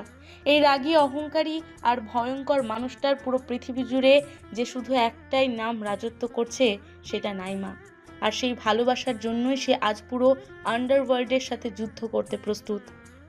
নাবিলের সেই রাতের ভয়াবহ আবিষ্কার এবং আদনানের জিম রুমের আবেগঘন মুহূর্তের পর কেটে গেছে পুরো একটা দিন। গায়ে হলুদের আয়োজনে নাইমাদের বাড়ি একদম উৎসব মুখর। সারা বাড়ি গাঁদা ফুলে সাজানো। নাবিল সারাদিন চেষ্টা করেও নাইমাকে একা পায়নি ও সত্যিটা বলার জন্য। সন্ধ্যা নামতেই শুরু হয়ে গেছে হলুদের জমকালো অনুষ্ঠান। স্টেজের ওপর হলুদ শাড়ি আর ফুলের গহনায় সেজে বসে আছে নাইমা। তার ঠিক সামনেই সারা, রিয়া, ফাহিম আর আদনানের বোন জয়া মিলে দারুণ তালে নাচছে। নাইমা, তুই এমন গোমরা মুখে বসে আছিস কেন? একটু হাস। আমার হাসতে ইচ্ছা করছে না, তোরা নাচছিস নাচ। ফাহিম নাচতে গিয়ে বারবার জয়ার সাথে ধাক্কা খাচ্ছে আর জয়া তাকে কড়া চোখে শাসাচ্ছে। এই ছেলে, তোমার কি হাত পায়ে একটুও ব্যালেন্স নেই? বারবার আমার শাড়ি পা দিচ্ছ কেন? সরি আপু, আসলে আমি তো খুব একটা নাচতে পারি না। নাচতে না পারলে স্টেজে উঠেছে কেন? যাও গিয়ে সোফায় বসে থাকুন। ফাহিম মুখ গোজ করে স্টেজ থেকে নেমে যায়। রিয়া আর সারা হাসতে হাসতে একে অপরের গায়ে লুটিয়ে পড়ে। দোস্ত, ফাইম তো জয়া আপুর ধমকে একদম বিড়াল হয়ে গেছে। ঠিক সেই মুহূর্তে একজন বয়স্ক ফটোগ্রাফার, যার মুখে বড় সাদা দাড়ি, চোখে মোটা ফ্রেমের চশমা এবং মাথায় একটা হ্যাট, স্টেজের খুব কাছে চলে আসে। ম্যাডাম, একটু এদিকে তাকান, একটা সুন্দর ছবি তুলি। নাইমা বিরক্ত হয়ে ফটোগ্রাফারের দিকে তাকায়, কিন্তু লোকটার কাছাকাছি আসতেই নাইমার নাকে একটা খুব পরিচিত পারফিউমের কড়া ঘ্রাণ এসে লাগে। চাচা, আপনি এই পারফিউম কোথায় পেয়েছেন? পারফিউম? ও আচ্ছা, আমার এক ভাইপো বিদেশ থেকে পাঠিয়েছে ম্যাডাম। নাইমা চোখ সরু করে ফটোগ্রাফারের চোখের দিকে তাকায়। মোটা চশমার আড়ালেও সেই অহংকারী আর তীক্ষ্ণ দৃষ্টি নাইমার চিনতে একটুও ভুল হয় না। এটা আদনান। আদনানের এখানে আসা মানা, তাই সে ছদ্মবেশে এখানে এসেছে। ও আচ্ছা, তা আপনার ভাইপো কি ফুচকা খেতে খুব পছন্দ করে? ফটোগ্রাফার রূপী আদনান একটু থতমত খেয়ে যায়। সে বুঝতে পারে নাইমা তাকে চিনে ফেলেছে। ফুচকা? না মানে হ্যাঁ, মাঝে মাঝে খাই। খুব ভালো। তা ফটোগ্রাফার চাচা, আপনি একটু এদিকে আসেন তো। আদনান ক্যামেরা হাতে নিয়ে একটু সাবধানে নাইমার একদম সামনে এসে দাঁড়ায়। চাচা, আপনি তো অনেক ছবি তুলেন, আজ একটু অন্যরকম ছবি তুলুন। কেমন ছবি? আপনি একদম হাঁটু গেড়ে নিচে বসুন, এরপর আমার জুতোর একটা ছবি তুলুন। আদনানের চোখ রাগে জ্বলে ওঠে। মাফিয়া কিং আদনানকে কেউ হাঁটু গেড়ে বসতে বলবে, এটা তার কল্পনারও বাইরে। জুতার ছবি দিয়ে কি করবেন? মুখের ছবি তো আসল। মুখের ছবি তো সবাই তুলে, আপনি আমার জুতোর ছবি তুলুন। জয়া দূর থেকে এই দৃশ্য দেখে অবাক হয়ে এগিয়ে আসে। ভাবি, তুমি এই বয়স্ক চাচাকে দিয়ে জুতার ছবি কেন তোলাচ্ছ? আরে জয়া, এই চাচার ছবি তোলার হাত অনেক ভালো, উনি খুব সুন্দর করে বাঁকা হয়ে ছবি তুলতে পারে। আদনান দাঁতে দাঁত চেপে রাগ নিয়ন্ত্রণ করে, তারপর সত্যি এক হাঁটু গেড়ে ফ্লোরে বসে ক্যামেরা তাক করে। তুলছি ছবি, একটু হাসুন। হাসবো না, আপনি বরং মুখটা একটু বাঁকা করে ছবি তুলুন, তারপর তাহলে অ্যাঙ্গেলটা ভালো আসবে। আদনান নাইমার জুতার একটা ছবি ক্লিক করে উঠে দাঁড়ায়। তার গলার স্বর এবার একটু গম্ভীর হয়ে যায়। ম্যাডাম, আপনার এই হাসি মুখের ছবিটা কিন্তু আমি খুব যত্ন করে ফ্রেমে বাঁধিয়ে রাখবো। রেখে দেবেন চাচা, আর আপনার ভাইপোকে বলবেন বেশি অহংকার করলে মাঝে মাঝে এমন হাঁটু গেড়ে বসতে হয়। আদনান আর কিছু না বলে ক্যামেরাটা কাঁধে ঝুলিয়ে ভিড়ের মধ্যে মিশে যায়। নাইমা মুখ চেপে হাসতে থাকে। রাত 11টা বাজতেই মেহমানরা একে একে বিদায় নিতে শুরু করে। সারাদিনের ক্লান্তিতে নাইমা একটু শান্তিতে নিঃশ্বাস ফেলার জন্য বাড়ির পেছনের নির্জন বাগানে গিয়ে দাঁড়ায়। উফ, অবশেষে একটু শান্তি। এত মানুষ আর এত আওয়াজ আমার একদম ভালো লাগে না। হঠাৎ পেছন থেকে দুটো শক্ত হাত নাইমার কোমর জড়িয়ে ধরে। নাইমা চমকে উঠে চিৎকার করতে যায়, কিন্তু একটা পরিচিত কণ্ঠ তার কানের কাছে ফিসফিস করে ওঠে। হলুদ শাড়িতে তোমাকে একদম পরীর মতো লাগছে। নাইমার বুকের ভেতরটা ছ্যাদ করে ওঠে। সে আদনানের হাত থেকে নিজেকে ছাড়ানোর চেষ্টা করতে লাগে। ছাড়ুন আমাকে, কেউ দেখে ফেলবে। দেখুক আমার হবু বউকে আমি জড়িয়ে ধরেছি, এতে কার কি বলার আছে? আপনি এখানে কেন এসেছেন? আপনার তো আসার নিয়ম নেই। নিয়ম ভাঙতেই তো আমার সবচেয়ে বেশি ভালো লাগে। আর তোমাকে এক নজর না দেখে আমি আজ রাতে ঘুমাতে পারতাম না। আদনানের গলার স্বরে আজ কোনো অহংকার নেই, বরং একটা অদ্ভুত মায়া জড়িয়ে আছে। নাইমা এবার একটু শান্ত হয়ে যায়। আপনি সত্যি একটা পাগল। আমাকে জুতার ছবি তোলার শাস্তি দিতে এসেছেন তো? শাস্তি তো আমি তোমাকে দেব নাইমা, তবে জুতার ছবি তোলার জন্য নয়। আদনান নাইমাকে নিজের দিকে ঘুরিয়ে নেয়। চাঁদের আলোয় আদনানের মুখটা খুব স্নিগ্ধ দেখাচ্ছে। আমি আপনাকে ভালোবাসতে যাব কেন? আমাকে এত বেশি ভালোবাসতে বাধ্য করার জন্য। কারণ তুমি জানো, এই পুরো পৃথিবীতে শুধু একটা মানুষই তোমার জন্য নিজের জীবন দিতে পারে, আর সে হলাম আমি। আপনার এসব ফিল্মি ডায়লগ শুনতে আমার একদম ভালো লাগছে না। আদনান খুব আলতো করে নাইমার দুই গাল ধরে তার চোখের দিকে তাকায়। আমার পৃথিবীটা খুব অন্ধকার নাইমা, চারপাশে শুধু রক্ত, ধোঁকা আর বিশ্বাসঘাতকতা। তাহলে আমাকে সেই অন্ধকারের মধ্যে টেনে আনছেন কেন? কারণ তুমি সেই অন্ধকারের একমাত্র আলো। তোমাকে ছাড়া এই আদনান একটা জীবন্ত লাশ। আদনানের চোখ ছলছল করে ওঠে।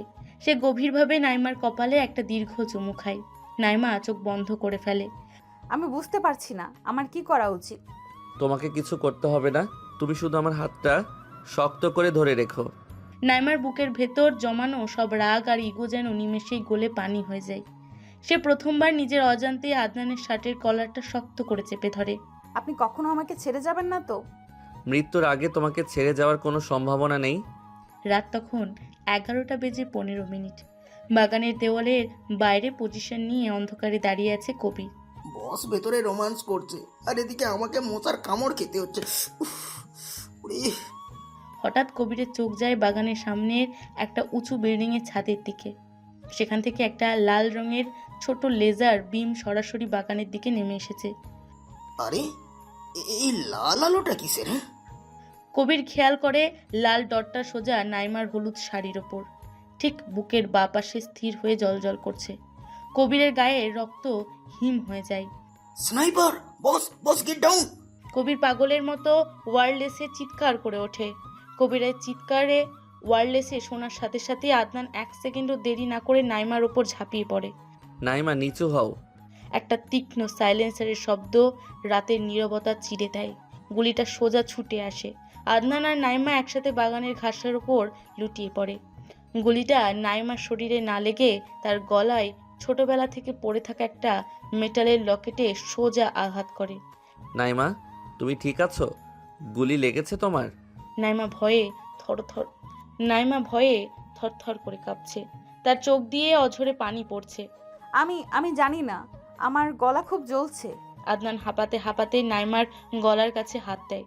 সে দেখে গুলিটা লকেটটাকে ছিন্ন ভিন্ন করে দিয়েছে, কিন্তু ভাঙা লকেটের ভেতর থেকে একটা ছোট্ট কালো রঙের মাইক্রোচিপ বেরিয়ে এসে ঘাসের ওপর পড়ে আছে। এটা এখানে কিভাবে? আদনান চিপটার দিকে তাকিয়ে পুরো স্তব্ধ হয়ে যায়। সে নাইমার দিকে এক অকল্পনীয় দৃষ্টিতে তাকায়, যেন সে কোনো ভূত দেখেছে। কি হয়েছে?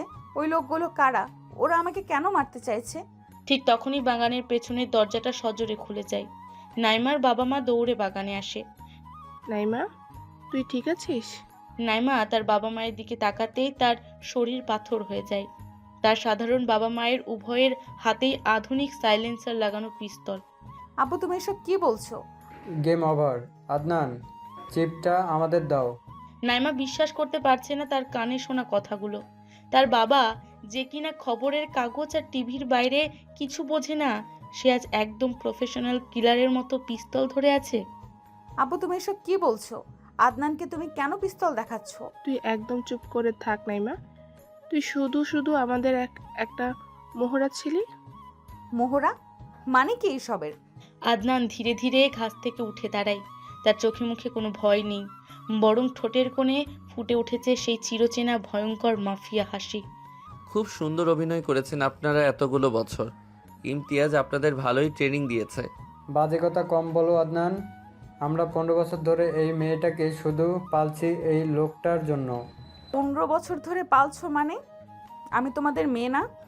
নাইমার বাবার গলার স্বর এবার একদম নিষ্ঠুর আর যান্ত্রিক হয়ে যায়। না, তুই আমাদের মেয়ে নস। তুই এই শহরের এক মৃত বিজ্ঞানীর মেয়ে। তোর বাবা মৃত্যুর আগে এই লকেটের ভেতর আন্ডারওয়ার্ল্ডের সমস্ত কালো টাকার ডেটাবেস লুকিয়ে রেখেছিল। তাহলে তোমরা এত বছর এই লকেটটা আমার গলা থেকে খুলে নাওনি কেন? কারণ এই লকেটটা একটা অত্যাধুনিক বায়োমেট্রিক চেম্বার ছিল। তোর বয়স 21 হওয়ার আগে এটা জোর করে খুললেই ভিতরে চিপটা অটোমেটিক ব্লক হয়ে যেত। নাইমার মনে হচ্ছে তার পায়ের তলা থেকে মাটি সরে যাচ্ছে। তার পুরো জীবনটাই একটা মিথ্যে। আর তাছাড়া আমরা জানতাম এই চিপের মাস্টার পাসওয়ার্ড শুধু আদনানের কাছেই আছে। তাই তোকে টোপ বানিয়ে আমরা এত বছর অপেক্ষা করছিলাম যেন আদনান নিজে এসে ধরা দেয়। দারুণ প্ল্যানিং আঙ্কেল, কিন্তু আপনারা একটা ছোট ভুল করে ফেলেছেন। কিসের ভুল? চারদিক থেকে ইমতিয়াজের স্নাইপাররা তোমাদের ঘিরে রেখেছে। তোমার বাঁচার কোনো রাস্তা নেই। ভুলটা হলো আপনারা ভেবেছেন আদনান একা এসেছে, কিন্তু আপনারা ভুলে গেছেন আমি শিকার করতে এলে কখনো একা আসি না। আদনান একটু নিচু হয়ে ঘাস থেকে সেই মাইক্রোচিপটা তুলে নিজের পকেটে ঢুকিয়ে নেয়। চিপটা পকেটে রাখলে ভালো হবে না আদনান। আমরা আজ তোমার লাশ নিয়েই এখান থেকে যাব। লাশ তো আজ পড়বে আঙ্কেল, তবে সেটা আমার নয়। আদনান খুব শান্তভাবে নাইমার দিকে হাত বাড়ায়। নাইমা তখনও ঘাসের ওপর বসে শকে কাঁপছে। ওঠো নাইমা, আর এই ফেক ফ্যামিলির জন্য চোখের জল ফেলবে না। আমার তো এখন আর কেউ নেই। কে বলেছে কেউ নেই? আদনান নাইমার হাত ধরে তাকে টেনে নিজের বুকের কাছে দাঁড় করায়। সে নাইমার কানের কাছে একদম ফিসফিস করে বলে, welcome to my world sweetheart.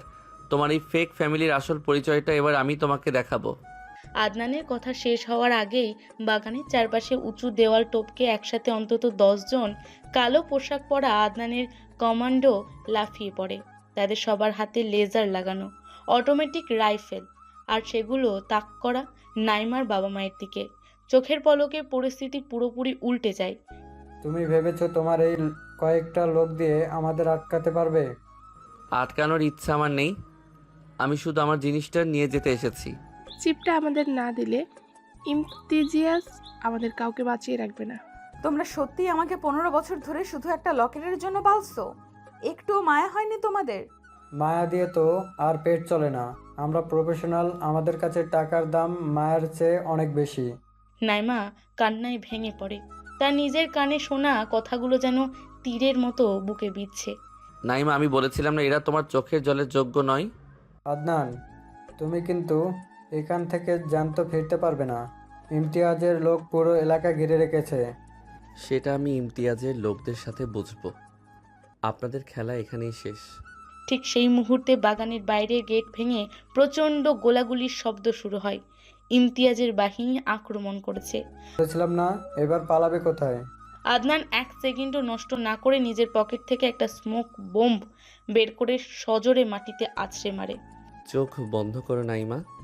বোমটা ফাটার সাথে সাথে পুরো বাগান ঘন সাদা ধোঁয়ায় ঢেকে যায়। কেউ কাউকে দেখতে পাচ্ছে না। নাইমা শকে জমে দাঁড়িয়ে আছে।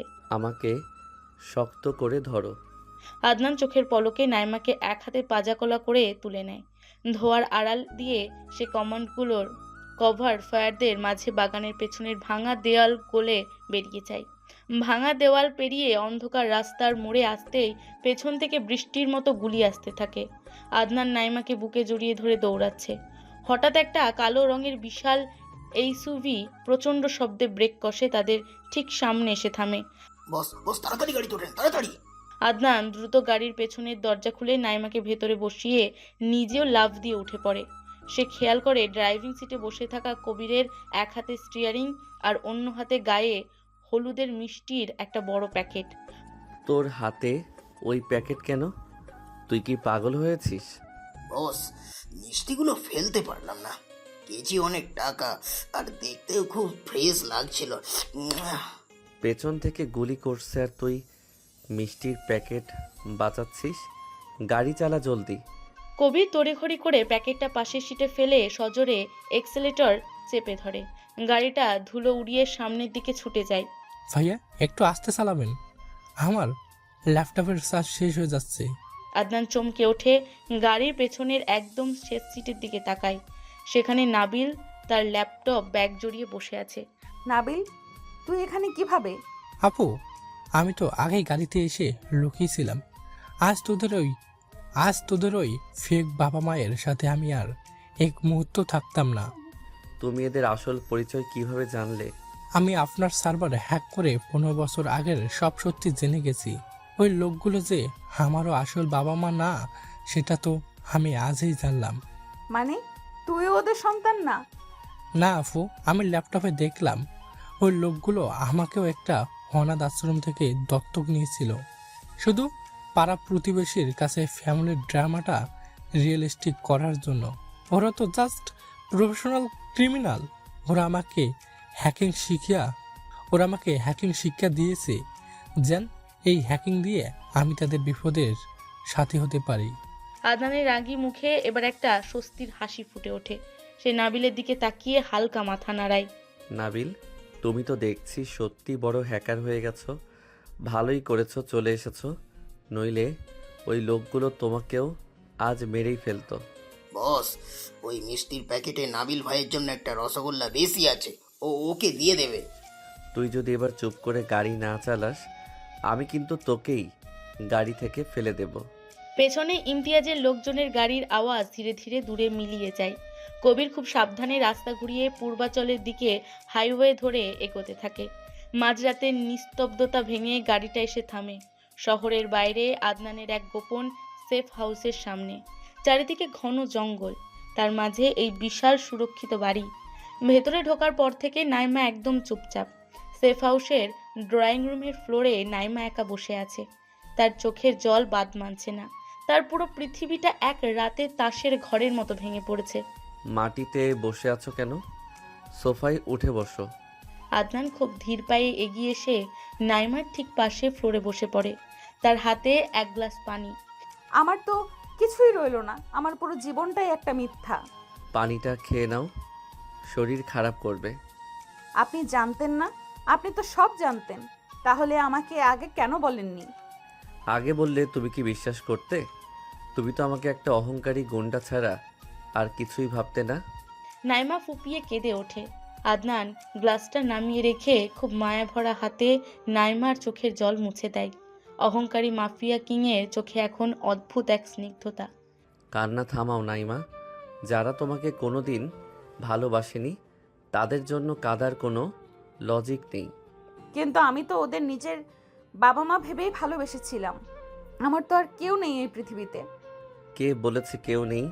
তোমার আসল পরিবার আমি আছি তোমার সাথে। নাইমা আর নিজেকে ধরে রাখতে পারে না। সে হঠাৎ আদনানের বুকে মাথা রেখে ডুকরে কেঁদে ওঠে। আমার খুব ভয় করছে। আমি কোথায় যাব এখন? কোথাও যেতে হবে না তোমাকে। তুমি আমার কাছে থাকবে, একদম নিরাপদে। আদনান খুব শক্ত করে নাইমাকে জড়িয়ে ধরে। নাইমার মনে হয় এই ভয়ঙ্কর পৃথিবীর বুকে এই লোকটার বাহুডোরেই এখন তার একমাত্র নিরাপদ আশ্রয়। দুজনের মধ্যে এক তীব্র শব্দহীন ইমোশনাল কানেকশন তৈরি হয়। রাত তখন প্রায় 2টো। সেফ হাউসের আন্ডারগ্রাউন্ড কন্ট্রোল রুমে নাবিল তার ল্যাপটপটা বড় মনিটরের সাথে কানেক্ট করে কাজ করছে। আদনান আর নাইমা সেখানে এসে দাঁড়ায়। ভাইয়া, আমি ওই মাইক্রোচিপটা ডিকোড করে ফেলেছি, কিন্তু এর ভেতর তো হাজার হাজার ব্লুপ্রিন্ট আর ব্যাঙ্ক অ্যাকাউন্টের জিমেল আছে, যার জন্য ইমতিয়াজ 15 বছর ধরে অন্যে হয়ে ঘুরছে। কিসের অ্যালগরিদম এটা? আর আমার আসল বাবা মা কে ছিলেন? আদনান একটা দীর্ঘশ্বাস ফেলে কন্ট্রোল রুমের চেয়ারে বসে, তার চোখ মনিটরের স্ক্রিনের দিকে। তোমার আসল বাবা ছিলেন এই দেশের সেরা cyber security scientist doctor Shafiqur Rahman. তিনি এমন একটা কোড বানিয়েছিলেন যা দিয়ে এক ক্লিকে পুরো আন্ডারওয়ার্ল্ডের ব্ল্যাক মানি নেটওয়ার্ক ধ্বংস করে দেওয়া যেত। তারপর কি হলো? ইমতিয়াজ এটা জানতে পারে। সে তোমার বাবাকে বাধ্য করতে চেয়েছিল কোডটা তাকে দিয়ে দেওয়ার জন্য, কিন্তু তোমার বাবা রাজি হননি। তাই ইমতিয়াজ তোমাদের গাড়িতে আগুন লাগিয়ে দেয়। আমার বাবা মা মারা যান আর আমি বেঁচে যাই?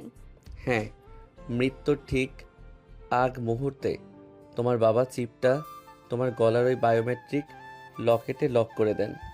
ইমতিয়াজ ভেবেছিল চিপটা গাড়ির সাথেই পুড়ে ছাই হয়ে গেছে। নাইমা স্তব্ধ হয়ে শুনছে। তার চোখের সামনে যেন 15 বছর আগে সেই ভয়ঙ্কর রাতটা ভেসে উঠছে। কিন্তু আপনি এসব কিভাবে জানেন? আপনি তো তখন ছোট ছিলেন।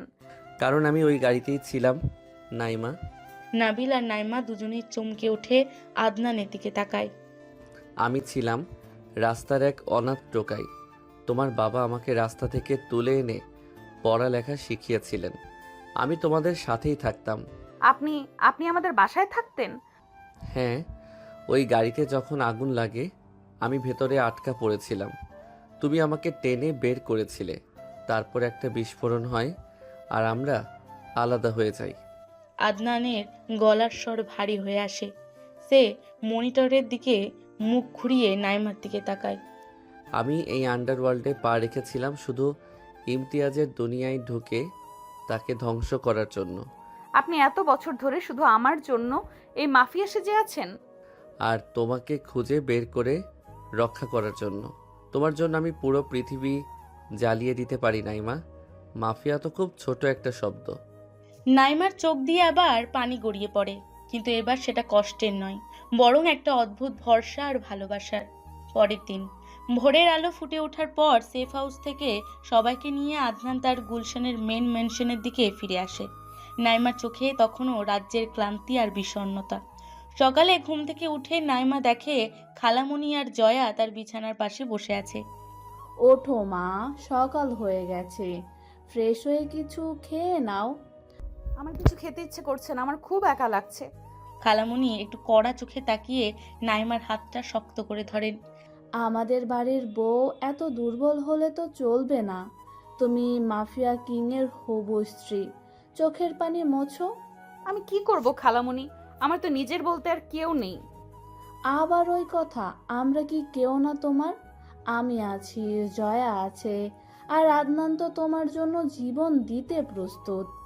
জয়া হাসতে হাসতে বিছানায় উঠে নাইমাকে জড়িয়ে ধরে। ভাবি, তুমি একদম মন খারাপ করো না। তোমার ফেক ফ্যামিলি তোমাকেও বকা দিত, আমাকেও বকা দেয়। আমরা দুই ননদ ভাবি মিলে এবার এই ইমতিয়াজকে উচিত শিক্ষা দেব। তোমরা সত্যি আমাকে এত সহজে আপন করে নিলে? আপন করে নিলাম মানে? তুমি তো আদনানের জান, আর যে মেয়ে আমার আদনানের মুখে মুখে তর্ক করার সাহস রাখে তার তো আমার মতো শাশুড়ি ভয় পাওয়া উচিত। নাইমা না চাইতেও একটু হেসে ফেলে। এই নতুন পরিবারের মায়া আর ভালোবাসা তার বুকের ভেতরের শূন্যতাটা অনেকটাই পূরণ করে দেয়। দুপুরবেলা আদনানের মেনশনের আন্ডারগ্রাউন্ড অস্ত্রাগারটা এখন রীতিমত একটা ওয়ার রুম। বিশাল টেবিলের ওপর সারি সারি আধুনিক অস্ত্র, গ্রেনেড আর ম্যাপ বিছানো। আদনান আর কবির ইমতিয়াজের আস্তানায় হামলায় ছক কষছে। বস, ইমতিয়াজের মেইন ট্রেনটা নদীর ওপারে। আমরা যদি পেছন দিক দিয়ে গিয়ে অ্যাটাক করি, ওরা টেরই পাবে না। না, আমরা পেছন দিয়ে যাব না, আমরা সামনাসামনি যাব। ইমতিয়াজকে বুঝতে হবে আদনান এসেছে। টেবিলের একপাশে জয়া খুব মনোযোগ দিয়ে একটা স্নাইপার রাইফেল পরিষ্কার করছে। নাবিল তার পাশে দাঁড়িয়ে একটা ছোট্ট অটোমেটিক পিস্তল হাতে নিয়ে ঘুরিয়ে ফিরিয়ে দেখছে। জয়া আপু, এই পিস্তলটা তো অনেক সুন্দর, কিন্তু এটার ওয়াইফাই কানেকশন কোথায়? তোমার মাথায় কি সত্যি গোবর ভরে নাকি? তোমার কি সত্যি মাথায় গোবর ভরে নাকি? পিস্তলে ওয়াইফাই দিয়ে কি তুমি কি করবে? গলিয়ে কি ইমেল করে পাঠাবে? আরে না, আমি ভাবছিলাম ব্লুটুথ বা ওয়াইফাই থাকলে স্মার্টফোনের সাথে কানেক্ট করে গুলি করা যেত। এটা তো একদম ম্যানুয়াল। ম্যানুয়ালি পিস্তল দিয়ে ম্যানুয়ালি তোমার মাথাটা ফাটাবো আমি। পিস্তল রেখে তুমি ল্যাপটপ নিয়ে বসো। ঠিক তখনই মেনশনের সিকিউরিটি গার্ড নাইমার 3 বন্ধু সারা, রিয়া আর ফাইমকে নিয়ে অস্ত্রাগারে ঢোকে। ও মাই গড, নাইমা তুই এসব কিসের মধ্যে এসে পড়েছিস? এটা তো দেখি আস্ত একটা আর্মি ক্যাম্প। দোস্ত, আমি তো স্বপ্নেও ভাবিনি আমি কখনো এতগুলো আসল বন্দুক একসাথে দেখব। সেলফি তুলে যাবে একটা। ফাইম চারিদিকে এত অস্ত্র আর বডিগার্ড দেখে ভয়ে কাঁপতে শুরু করে। নাইমা, আমাকে এখানে কেন ডাকলি? আমার তো শ্বাসকষ্ট শুরু হয়ে যাচ্ছে। আরে ভয় পাস না, ওরা তো আমাদের কিছুই করবে না। তোরা তো আমার একমাত্র বন্ধু, তাই তো তোদের এখানে এসেছি। ফাহিম হঠাৎ জয়ের হাতের বড় স্নাইপার রাইফেলটার দিকে তাকাতেই তার চোখ উল্টে যায়। মাগো, এত বড় বন্দুক! ফাহিম অজ্ঞান হওয়ার ভান করে ধপ করে ফ্লোরে পড়ে যায়। জয়া আর কবির একে অপরের দিকে তাকিয়ে হাসতে শুরু করে। বিকেলের শান্ত পরিবেশে আদনান তার বেডরুমে দাঁড়িয়ে নিজের পিস্তল লোড করছে। নাইমা ঘরে ঢুকে তার পেছনে এসে দাঁড়ায়। আপনার প্রস্তুতি শেষ?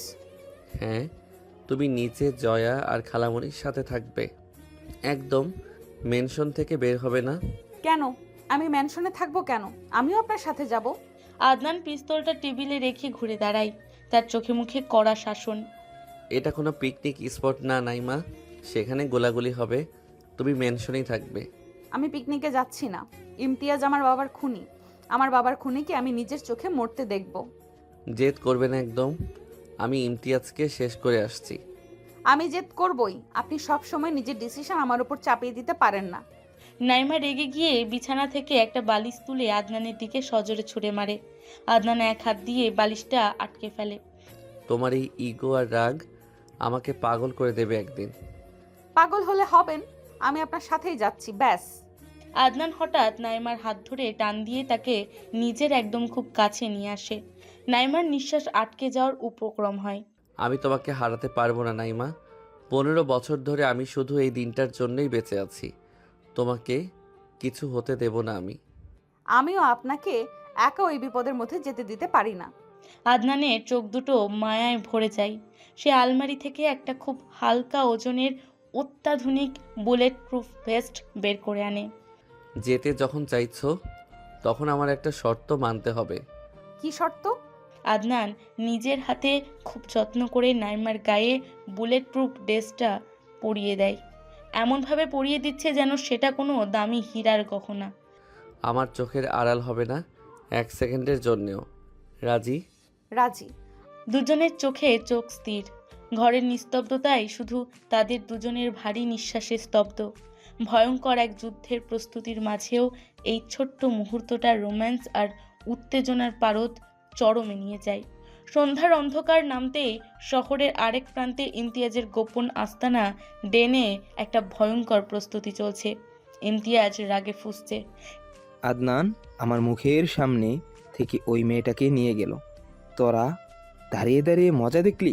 ইমতিয়াজের সামনে হাত পা বাঁধা অবস্থায় হাঁটু গেড়ে বসে আছেন নাইমার ফেক বাবা মা। তারা ভয়ে কাঁপছে। বস, আমাদের ক্ষমা করে দেন। আদনানের সাথে ওর স্পেশাল কমান্ডোরা ছিল। ক্ষমা?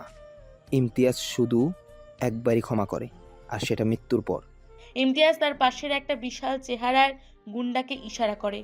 এই দুটোকে আন্ডারগ্রাউন্ড সেলে আটকে রাখ। চিপটা আমার হাতে আসার পর এদের হিসাব আমি করব। ফেক বাবা মাকে টেনে হিচড়ে নিয়ে যাওয়া হয়। ইমতিয়াজ তার বিশাল মাফিয়া আর্মির দিকে ঘোরে। আজ রাতে আদনানের ম্যানশনে অ্যাটাক হবে। একটা পিঁপড়াও যেন ওই বাড়ি থেকে জ্যান্ত বের হতে না পারে। ওই মেয়েটাকে, আমার চিপটাকে আমার জ্যান্ত চাই। ইমতিয়াজের লোকেরা সমস্বরে চিৎকার করে ওঠে, কিন্তু ইমতিয়াজ ঘুণাক্ষরেও জানে না যে সে আদনানের মেনশনে আটক করার প্ল্যান করেছে ঠিকই, কিন্তু সন্ধ্যার পর আদনানের মেনশনে এক থমথমে পরিবেশ। আদনান সিদ্ধান্ত নিয়েছে সে ইমতিয়াজকে অন্য কোথাও ফাঁদে ফেলবে না, বরং নিজের এই মেনশনেই তার মোকাবেলা করবে। কারণ তার গোপন ইন্টেলিজেন্স থেকে জানতে পেরেছে যে ইমতিয়াজ এখানেই হামলা করবে। ড্রয়িং রুমে বিশাল সোফায় বসে খালামণি তসবিহ পড়ছে। তার চোখে মুখে চিন্তার ছাপ, কিন্তু ভয়ের কোনো চিহ্ন নেই। আদনান, ইমতিয়াজ কি সত্যি আজ রাতে এখানে হামলা করবে? হ্যাঁ খালামণি, ওর কাছে আর কোনো রাস্তা নেই। তুই কি নিশ্চিত যে আমাদের এই বাড়িটা নিরাপদ? এই মেনশনটা একটা দুর্গের মতো, ও এত সহজে ভেতরে ঢুকতে পারবে না।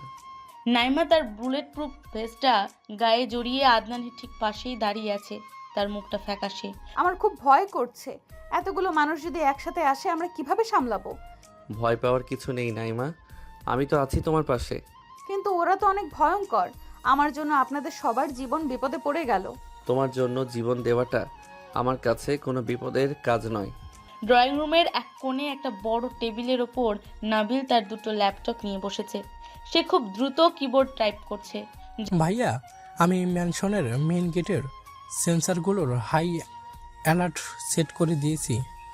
গুড, সিসিটিভি ক্যামেরাগুলো ঠিকমতো কাজ করছে তো? একদম। ইমতিয়াজের একটা মাছিও যদি গেটের বাইরে আসে আমরা স্ক্রিনে দেখতে পাবো। জয়া তার স্নাইপার রাইফেলটা নিয়ে দোতলার বারান্দার দিকে যাওয়ার জন্য সিঁড়ির কাছে দাঁড়ায়। ভাইয়া, আমি দোতলার পজিশনে আর দিচ্ছি, ওখান থেকে ইন গেটার দেখা যায়। সাবধানে থাকবি জয়া, ওরা কিন্তু প্রফেশনাল শুটার। চিন্তা করো না, আমার হাতের নিশানাও কিন্তু তোমার চেয়ে কম নয়। ঠিক তখনই ফাইম ড্রয়িং রুমের একটা বড় ফুলদানির পেছনে লুকানোর চেষ্টা করতে গিয়ে ধপাস করে পড়ে যায়। মাগো, আমার কোমরটা গেল। তুই এই বিপদের সময়ও ভ্যামরামো করছিস ফাইম? ভাঙামো কোথায় করলাম? আমি তো শুধু একটু নিরাপদ জায়গা খুঁজছিলাম। নিরাপদ জায়গা খুঁজছিস নাকি ভয়ে প্যান্ট নষ্ট করার জায়গা খুঁজছিস? ফাইমের করুণ দশা দেখে এই ভয়ঙ্কর পরিস্থিতির মাঝেও সবার মুখে হালকা হাসি ফুটে ওঠে। ফাহিম, তুই ওই সোফার পেছনে গিয়ে বসে থাক, একদম নড়বি না। নাইমা, তুই আমাকে কথা দে, আমরা আজ জ্যান্ত বেঁচে ফিরবো। আমি নিজে বাঁচবো কিনা জানি না, তোকে কি কথা দেব? আদনান খুব শান্তভাবে তার পিস্তলের ম্যাগাজিনটা চেক করে আবার কোমরে গুজে রাখে। ফাহিম, তুমি শান্ত হয়ে বসো, আমার বাড়িতে কেউ মরবে না। হঠাৎ নাবিলের ল্যাপটপ থেকে একটা তীক্ষ্ণ বিপ বিপ অ্যালার্ম বেজে ওঠে। সবার দৃষ্টির সাথে সাথে নাবিলের দিকে ঘুরে যায়। ভাইয়া, ওরা এসে গেছে। অন্তত 10টা গাড়ি আমাদের গেটের বাইরে পজিশন নিচ্ছে। সবাই পজিশনে চলে যাও। কবির, মেইন গেটের সিকিউরিটি লক করে দে। জি বস, আমি এখনই লক করছি। মেনশনের বাইরের রাস্তায় সারি সারি গাড়ি থেকে ইমতিয়াজের লোকজন নামতে শুরু করে। তাদের সবার হাতে ভারী অস্ত্র। ইমতিয়াজ নিজে একটা কালো গাড়ি থেকে নেমে মেন গেটের সামনে এসে দাঁড়ায়। আদনান, আমি জানি তুই ভিতরে আছিস। ইমতিয়াজের গলা মাইকের মতো পুরো এলাকায় প্রতিধ্বনিত হয়। আদনান দোতলার বারান্দায় জয়ার পাশে গিয়ে দাঁড়ায়। আমি তো ভেতরেই আছি ইমতিয়াজ, তোর এত সময় লাগলো কেন আসতে? বেশি কথা বলিস না, ওই মেয়েটাকে আর চিপটাকে আমার হাতে তুলে দে। আমি তোদের কাউকে কিছু করব না। তুই কি আমাকে বোকা ভাবিস? তোর কথায় বিশ্বাস করার কোনো কারণ আছে? বিশ্বাস না করলে আজ এই বাড়িটা আমি শ্মশান বানিয়ে দিব। শ্মশান নয় ইমতিয়াজ, এটা তোর কবরস্থান হতে চলেছে। আদনান ইশারা করতেই জয়া তার স্নাইপার থেকে প্রথম ফায়ারটা করে। ইমতিয়াজের ঠিক পাশে থাকা একটা গুন্ডার হাতের বন্দুক ছিটকে পড়ে যায়। ফায়ার, পুরো বাড়িটা ঘুরিয়ে দে। ইমতিয়াজের আদেশের সাথে সাথে বৃষ্টির মতো গুলি ছুটে আসতে থাকে মেনশনের দিকে। কাচের জানালাগুলো বিকট শব্দে ভেঙে চুরমার হয়ে যায়। আদনান দৌড়ে নিচে নেমে আসে এবং নাইমাকে টেনে একটা বড় পিলারের আড়ালে নিয়ে যায়। একদম নড়বে না এখান থেকে, মাথা নিচু করে রাখো। আপনি কোথায় যাচ্ছেন? আমাকে একা রেখে যাবেন না। আমি একা রাখছি না, আমি শুধু সামনের গেটটা ক্লিয়ার করছি। ড্রয়িং রুমের ভেতরেও গুলি এসে পড়ছে। ফাহিম সোফার নিচে শুয়ে 2 হাত দিয়ে কান চেপে ধরে সুরা পড়ছে। ইয়া আল্লাহ, আমাকে এবারের মতো বাঁচিয়ে দাও, আমি আর কোনোদিন ফুচকা খাবো না। চুপ কর ফাইম, তোর ফুচকার কথা শুনে আমার মাথা ব্যথা করছে। কবির মেন দরজার পাশে দাঁড়িয়ে একটা অটোমেটিক রাইফেল দিয়ে পাল্টা গুলি চালাচ্ছে। বস বস, ওরা গেট ভেঙে ভেতরে ঢোকার চেষ্টা করছে। ঢুকতে দে, ভেতরে আসলেই ওরা ফাঁদে পড়বে। ইমতিয়াজের লোকজন মেন গেট ভেঙে ম্যানশনের সামনের বাগানে ঢুকে পড়ে। নাবিল তার ল্যাপটপে কিছু একটা টাইপ করে। ভাইয়া, আমি বাগানের স্মার্ট লাইটগুলো হ্যাক করে নিচ্ছি, এখনই মজা দেখাবো। নাবিল এন্টার চাপতেই বাগানের সব হাই ভোল্টেজ ফ্লাড লাইট একসাথে জ্বলে ওঠে এবং খুব দ্রুত অন অফ হতে থাকে। তীব্র ফ্ল্যাশিং আলোয় ইমতিয়াজের লোকদের চোখ ধাঁধিয়ে যায়। চোখ বন্ধ কর সবাই, গুলি চালা। এই সুযোগে আদনান এবং কবির খুব নিখুঁত নিশানায় ইমতিয়াজের লোকেদের কাবু করতে শুরু করে। একের পর এক লোক মাটিতে লুটিয়ে পড়ে। নাবিল, তুই ঠিক আছিস তো? আমি একদম ঠিক আছি আপু, ওদের তো আমি লাইট দিয়েই অন্ধ করে দিয়েছি। কিন্তু ইমতিয়াজ এত সহজে হার মানার পাত্র নয়। সে তার কয়েকজন বিশ্বস্ত লোককে নিয়ে ম্যানশনের পেছনে রান্নাঘরের কাজ ভেঙে ঢুকে পড়ে। সামনের দিকে গুলি চালা, আমি ওই মেয়েটাকে খুঁজছি। ইমতিয়াজ ড্রয়িং রুমে ঢুকে সোজা নাইমার দিকে তাক করে বন্দুক ধরে। নাইমা ভয়ে পিলারের আড়াল থেকে বের হতে পারে না। বেরিয়ে আয় নাইমা, নইলে তোর বন্ধুদের আমি এখনই শেষ করে দিব। ইমতিয়াজ তার বন্দুকটা সোফার নিচে লুকিয়ে থাকা ফাহিম, সারা আর রিয়ার দিকে তাক করে। না, ওদের কিছু করবেন না, আমি আসছি। নাইমা, একদম বের হবে না। নাইমা আদনানের কথা অমান্য করে পিলারের আড়াল থেকে বেরিয়ে আসে। তার চোখে মুখে ভয়ের ছাপ থাকলেও সে মাথা নিচু করে দাঁড়ায়। আপনি আমাকে খুঁজেছিলেন তো? আমি তো দাঁড়িয়ে আছি আপনার সামনে। খুব সাহস তোর, ঠিক তোর বাবার মতো। আমার বাবার নাম আপনার মুখে মানায় না। আপনি একটা খুনি। খুনি তো আমি বটেই, কিন্তু তোর বাবা যদি আমাকে ওই চিপটা দিয়ে দিত, তাহলে তো আজ তোকে অনাথ হতে হতো না। আদনান তার পিস্তলটা ইমতিয়াজের মাথার দিকে তাক করে ধীরে ধীরে ড্রয়িং রুমের মাঝখানে চলে আসে। বন্দুকটা নামিয়ে রাখ ইমতিয়াজ, তোর খেলা শেষ। খেলা তো কেবল শুরু আদনান। তুই যদি গুলি করিস, তবে আমার লোক এই মেয়েটাকে জাজরা করে দিবে। তোর আর কোনো লোক বেঁচে নেই ইমতিয়াজ, বাইরে তাকিয়ে দেখ। ইমতিয়াজ আর চোখে জানালার বাইরে তাকায়। সে দেখে তার সব লোক মাটিতে পড়ে আছে, আর দূর থেকে র্যাবের সাইরেনের শব্দ শোনা যাচ্ছে। তুই পুলিশ ডেকেছিস? আমি মাফিয়া হতে পারি, কিন্তু দেশের সাইবার সিকিউরিটি আমার কাছে অনেক বড় ব্যাপার। আমি ওই চিপের ডেটা সরাসরি দেশের ইন্টেলিজেন্সকে দিয়ে দিয়েছি। তুই এটা ঠিক করতে পারিস না। আমি সেটাই করেছি। ওই চিপের এখন কোনো দাম নেই, আর তোর এই অবৈধ আন্ডারওয়ার্ল্ডের সাম্রাজ্য আজ রাতেই র্যাব ধ্বংস করে দেবে। ইমতিয়াজ রাগে উন্মাদ হয়ে যায়। সে বন্দুক তাক করে আদনানকে গুলি করতে যায়, কিন্তু তার আগেই নাইমা অত্যন্ত ক্ষিপ্ততার সাথে এগিয়ে এসে ইমতিয়াজের হাতে একটা সজোরে লাথি মারে। আমার বরের দিকে বন্দুক তাক করার সাহস করবেন না। ইমতিয়াজের হাতের বন্দুকটা ছিটকে মেঝেতে পড়ে যায়। আদনান মুহূর্তের মধ্যে ঝাঁপিয়ে পড়ে ইমতিয়াজকে মাটিতে ফেলে দেয়। 15 বছর ধরে আমি শুধু এই দিনটার জন্য অপেক্ষা করছিলাম। আদনান ইমতিয়াজের কলার চেপে ধরে তার মুখে সজোরে কয়েকটা ঘুষি মারে। ইমতিয়াজের নাক মুখ দিয়ে রক্ত বের হতে শুরু হয়। আমাকে মেরে ফেললেও তোর ওই পিতৃর সুখ যাবে না আদনান।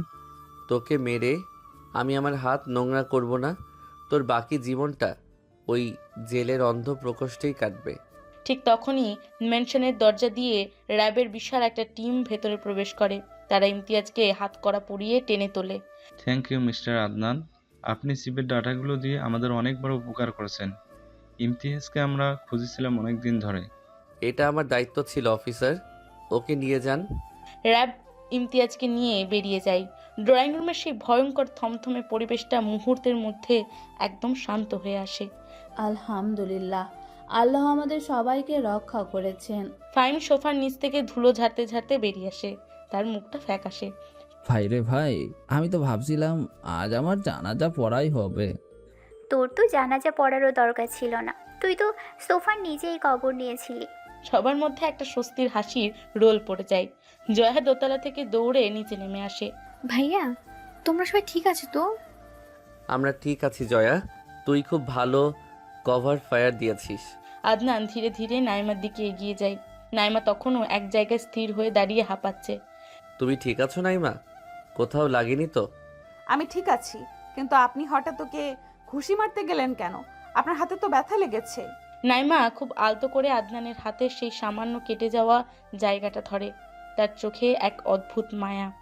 এই সামান্য ব্যথা তো কিছুই না। তুমি যে সাহস করে ওর হাত থেকে বন্দুকটা ফেলে দিলে, সেটা না করলে তো আজ আমার বুকে গুলি লাগতো। আমি তো আপনাকে আগেই বলেছিলাম আপনার জন্য আমি সব করতে পারি। আর আমি বলেছিলাম তুমি আমার অন্ধকারের একমাত্র আলো। আদনানের কথা শুনে নাইমা একটু লজ্জায় মাথা নিচু করে ফেলে। খালামুনি পাশ থেকে গলা খাকড়ি দেন। রোমান্স করার জন্য পুরো জীবন পড়ে আছে, আগে বাড়িটা একটু পরিষ্কার করা দরকার। ইমতিয়াজের সেই ভয়াবহ হামলার পর কেটে গেছে পুরো 1 সপ্তাহ। নাইমার আসল পরিচয় জানার পর সবাই আইনি প্রক্রিয়া শেষে চিপের ডেটা দেশের সুরক্ষায় কাজে লাগানো হয়েছে। আজ আদনানের মেনশনে এক অন্যরকম উৎসবের আমেজ। আজ আদনান এবং নাইমার বিবাহোত্তর সংবর্ধনা বা রিসেপশন। পুরো মেনশনটা সাদা আর গোলাপি রঙের অর্কিড দিয়ে রাজকীয়ভাবে সাজানো হয়েছে। আদনান একটা কালো রঙের ইতালিয়ান টাক্সিডো পরে স্টেজের দিকে এগিয়ে আসেন। তার রাজকীয় লুকে পুরো অনুষ্ঠানে যেন এক আলাদা গাম্ভীর্য তৈরি হয়। আদনান নাইমার পাশে এসে দাঁড়ায়। নাইমা একটা খুব সুন্দর হালকা আকাশি রঙের গাউন পরেছে, ঠিক সেই গাউনটা যেটা আদনান শপিং মলে পছন্দ করেছিল। আমি ভেবেছিলাম তুমি আবার সেই টিয়া পাখির মতো জঙ্গলি ড্রেসটা পরবে। ইচ্ছে তো সেটাই ছিল, কিন্তু আপনার এই গোমরা করা চেহারাটা দেখতে আর ভালো লাগছে না। আমার চেহারা গোমরা কে বলল? আমি তো আজ দুনিয়ার সবচেয়ে সুখী মানুষ। সুখী মানুষ তো আমি। আপনার মতো একজন জঙ্গলি আর রাগী মানুষকে আমি একদম সোজা করে দিয়েছি। আদনান মুচকি হেসে নাইমার হাতটা খুব শক্ত করে ধরে। তুমি শুধু আমাকে সোজা করনি নাইমা, তুমি আমাকে বাঁচতে শিখিয়েছ। স্টেজের একটু দূরে দাঁড়িয়ে ফাহিম, সারা আর রিয়া খাচ্ছে আর গল্প করছে। দোস্ত তুই বিশ্বাস কর, সেদিন যদি আমি ইমতিয়াজকে একটা লাথি মারতাম তাহলে ও এখানে অজ্ঞান হয়ে যেত। তুই লাথি মারতি? তুই তো সোফার নিচে বসে সুরা পড়ছিলি। আরে ওটা তো আমি কৌশল করছিলাম ভিলেনদের ধোকা দেওয়ার জন্য।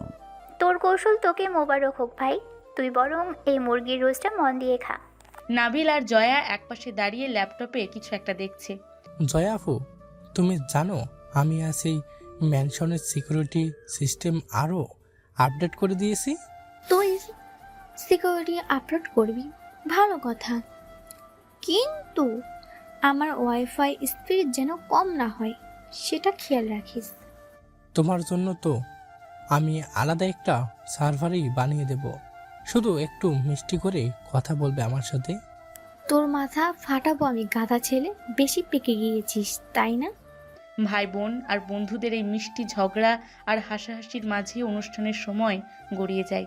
অতিথিরা সবাই বিদায় নেওয়ার পর মেনশন আবার শান্ত হয়ে আসে। রাতে স্নিগ্ধ বাতাস বইছে। নাইমা দোতলার বিশাল বারান্দায় একা দাঁড়িয়ে আকাশের চাঁদের দিকে তাকিয়ে আছে। তার মনে আজ আর কোনো কষ্ট বা আক্ষেপ নেই। আব্বু আম্মু তোমরা যেখানেই থাকো ভালো থেকো, তোমাদের মেয়ে আজ সত্যিই খুব নিরাপদে আছে।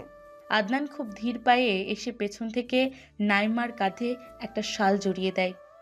বাইরে বেশ ঠান্ডা, তোমার আবার সর্দি লেগে যাবে। আমার কিচ্ছু হবে না, আমি তো এখন মাফিয়া কিং এর বউ। মাফিয়া কিং নয়, এখন থেকে আমি শুধুই আদনান, তোমার আদনান। আদনান নাইমার সামনে এসে দাঁড়ায়। সে তার পকেট থেকে সেই প্রথম পর্বের লাল ভেলভেটের বাক্সটা বের করে। এই আংটিটা আমি তোমাকে অনেক আগে দিতে চেয়েছিলাম, কিন্তু পরিস্থিতি এমন হলো যে দেওয়াই হলো না। এটা সেই ডায়মন্ডের আংটিটা যেটা নিয়ে আপনি ফুচকার দোকানে গিয়েছিলেন? হ্যাঁ, আমি জানি তুমি সস্তা জিনিস পছন্দ করো, কিন্তু এই আংটিটা তোমার জন্যই বানানো। আদনান খুব যত্ন করে নাইমার ডান হাতের অনামিকায় ঝকঝকে হীরার আংটিটা পরিয়ে দেয়। চাঁদের আলোয় আংটিটা যেন আরও বেশি জলজল করে ওঠে। আংটিটা সত্যিই খুব সুন্দর, কিন্তু আমি এখনো একটা জিনিসে কনফিউজড। কিসে কনফিউজড? আপনার কি এখনো ডায়মন্ড বেশি পছন্দ নাকি ফুচকা? আদনান শব্দ করে হেসে ওঠে। এই রাগী আর অহংকারী মানুষটার এমন প্রাণ খোলা হাসি নাইমা আগে কখনো দেখেনি। আমার ডায়মন্ডও পছন্দ না, ফুচকাও পছন্দ না, আমার শুধু তোমাকে পছন্দ। আদনান নাইমার কোমরে হাত রেখে তাকে নিজের একদম কাছে টেনে নেয়। নাইমাও তার বুকের ওপর মাথা রাখে। আমি আপনাকে অনেক ভালোবাসি আদনান। আমি তোমাকে আমার জীবনের চেয়েও বেশি ভালোবাসি নাইমা। দুজনের কপালে কপাল ঠেকে আছে। রাতের নিস্তব্ধতায় শুধু তাদের দুজনের হৃদস্পন্দনের শব্দ শোনা যাচ্ছে। সমস্ত মিথ্যার অবসান ঘটিয়ে বারুদ আর রক্তের গন্ধ পেরিয়েছে। আজ সত্যিই এক নতুন আর পবিত্র ভালোবাসা শুরু হলো।